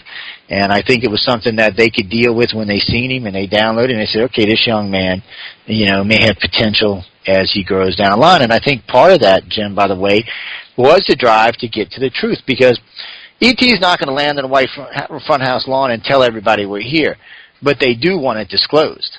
So that's why they have people like you and other people who get out there and talk about it and have this drive to get to the truth. Here's something interesting, Stephanie and Joe. the first thing that came to my mind once that thing was gone and I started hiking back up the hill towards the reservoir was God drives a spaceship. And I'm telling you the truth, that's what came to my mind. Well, I'm telling you, in a lot of those pictures, God is driving a spaceship. It's crazy you said it like that. But I can understand that point of view. Jim's a good man. And let me tell you what the result of that was. Sunday morning, my parents used to always take me to Sunday school. They were trying to bring me up right, which they were great parents. Anyway, that Sunday morning, my dad said, "You're not ready. You've got to get ready right now or you're going to be late for Sunday school." And I said, and I don't even know where this came from, I said, "Dad, I'm not going to Sunday school." And I mean, you could have heard a pin drop. And he says, "Why?"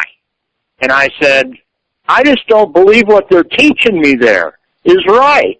And the next thing I know, he goes in the kitchen, and him and my mom are in there going, between themselves. Yeah, I bet you they were. And he comes back out of the kitchen, and he says, "Okay," and that was it. And that's the last time I went to Sunday school. And that just means... Now that was a direct result of that.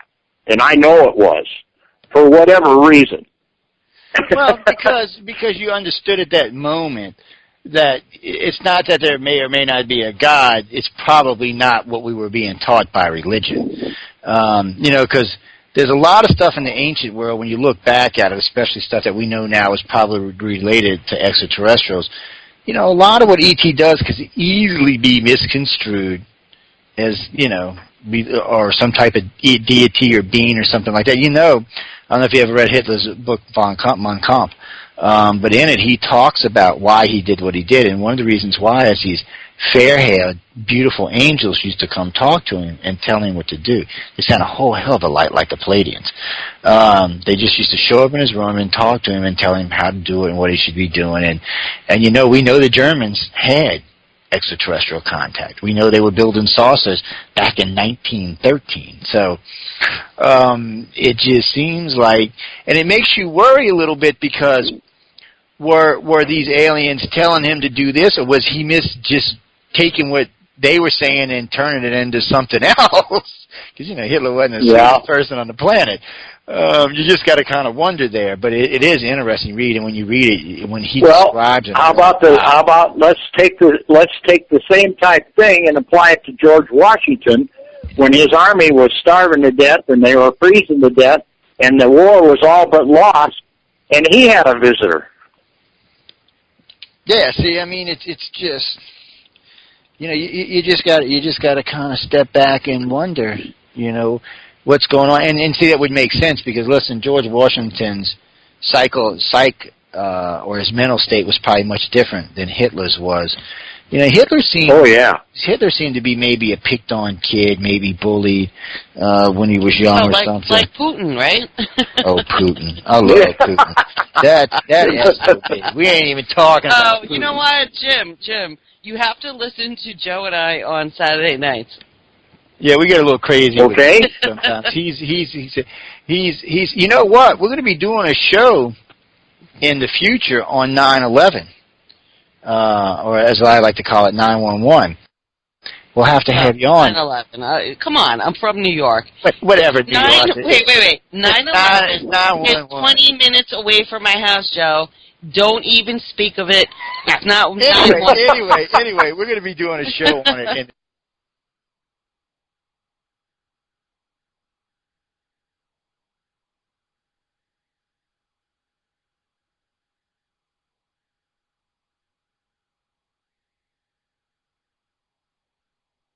In the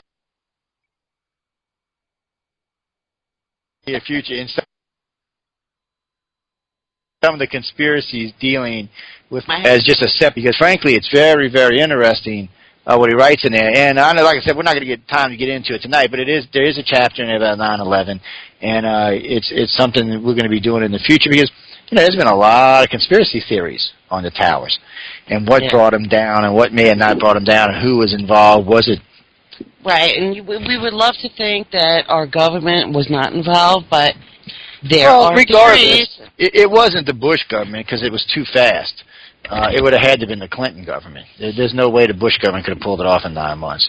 Not if they said they brought it down the way they did. So it took. I was there like a week before.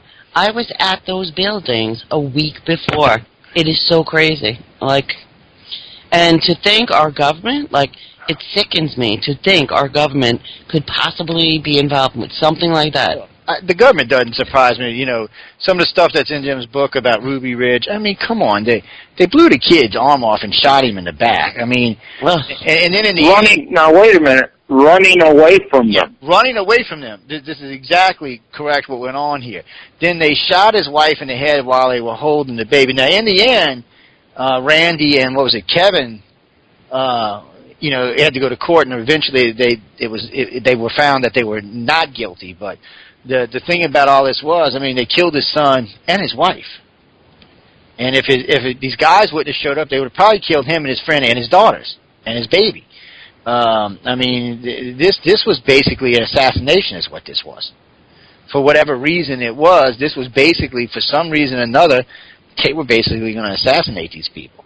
And you just got to wonder what was the mentality about that. Just like in Waco, there was so much stuff that went on Waco that you just got to kind of wonder what the frick was the government thinking, or who did these people piss off might be a better way of saying it. Well, that's going to be an interesting conversation, and when we get there, we think we know what's going on then, and we think we know what's going on right now with Jade Helm 2015. Yeah. And when we get on the next show, I'll tell you about it. Oh, yeah. And by the way, ladies, I mean, we will be having him back in a couple of weeks because, like I said, this may be 3 shows and we may end up doing, because as we see, we've only covered Chapter 1 tonight, and we've touched on 2 or 3 other chapters, but there's a lot more material in here. And really, I really want to get into in depth with the Kennedy stuff, the awakening stuff. I want to talk about the money some. He paints a pretty interesting picture about the Reserve Bank and paper notes and gold and silver, and there's a lot of good material in there as well.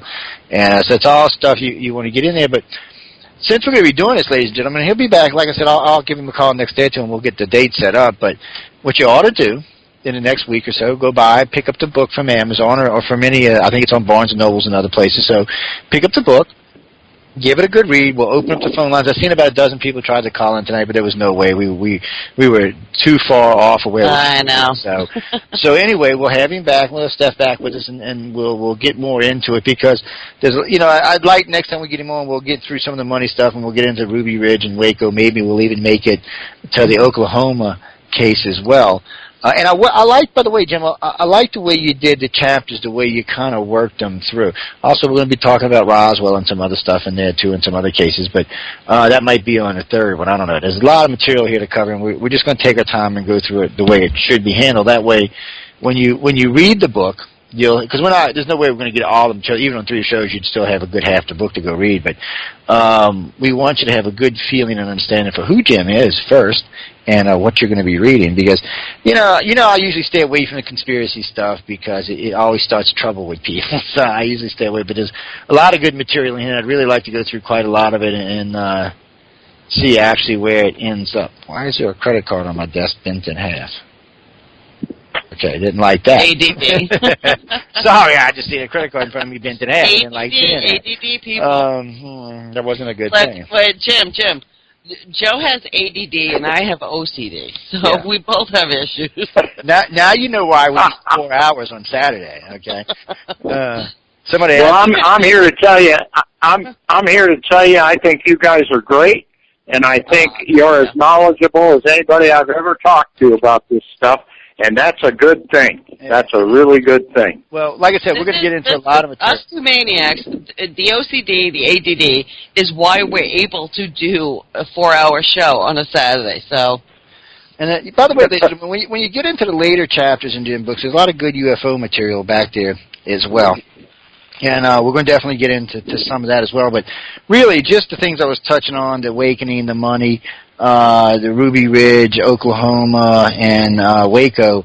There's a lot of material in there, y'all, and we're going to really get into it and get to discussing it We will open the phone lines and that for anybody who wants to contribute to any of those cases or any knowledge you may have on any of this stuff we're going to get into. We definitely want to talk about the Kennedy thing some because, Kennedy was a fascinating president to start off with.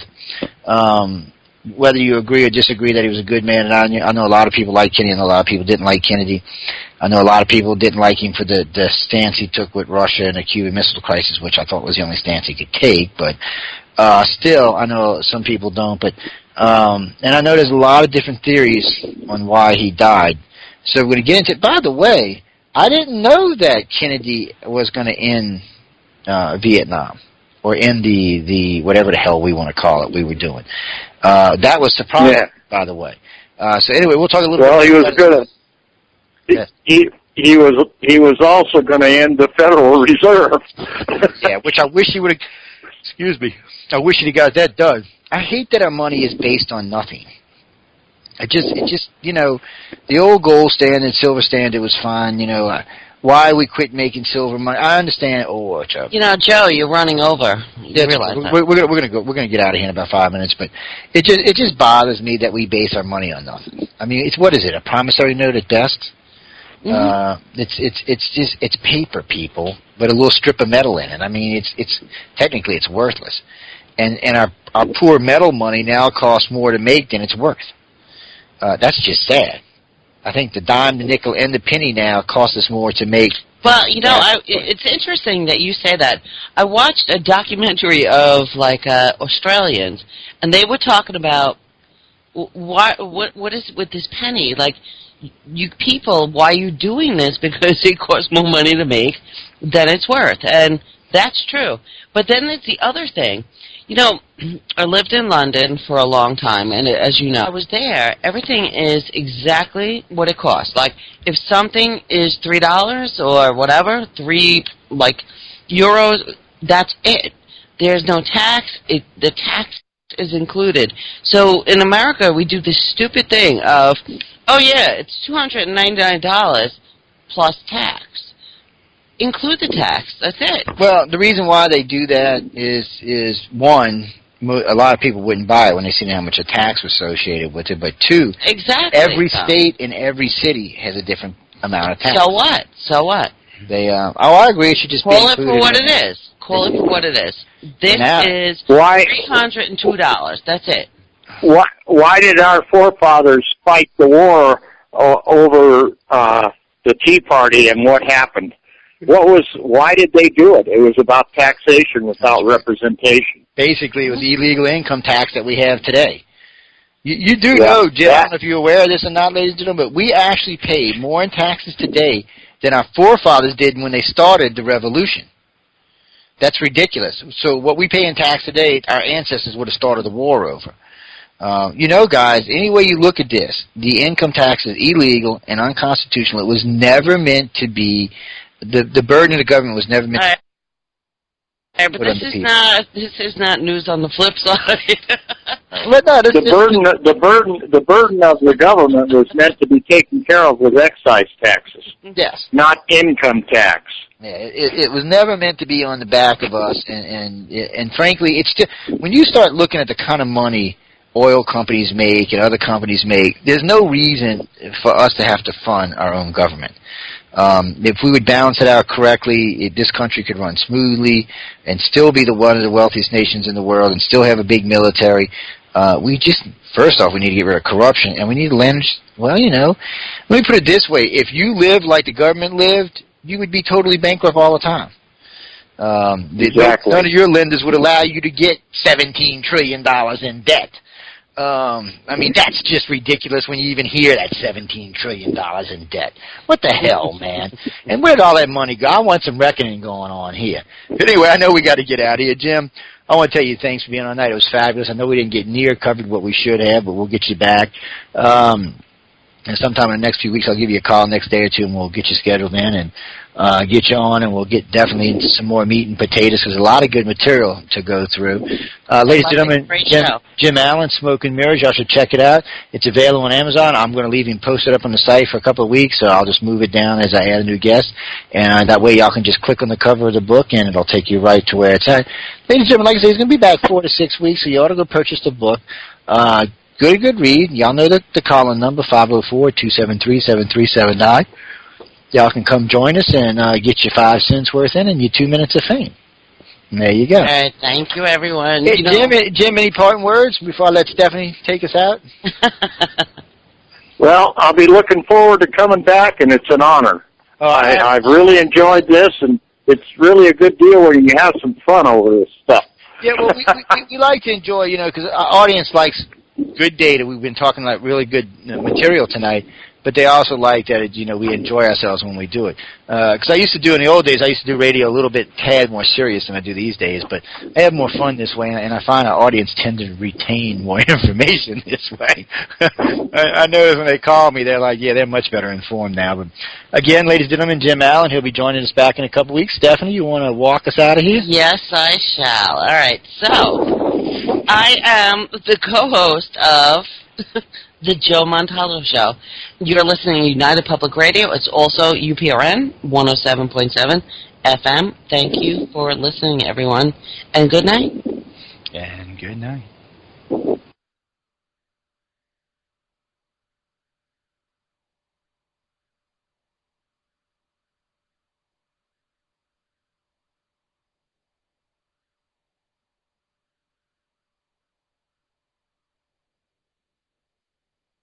In a year to anyone.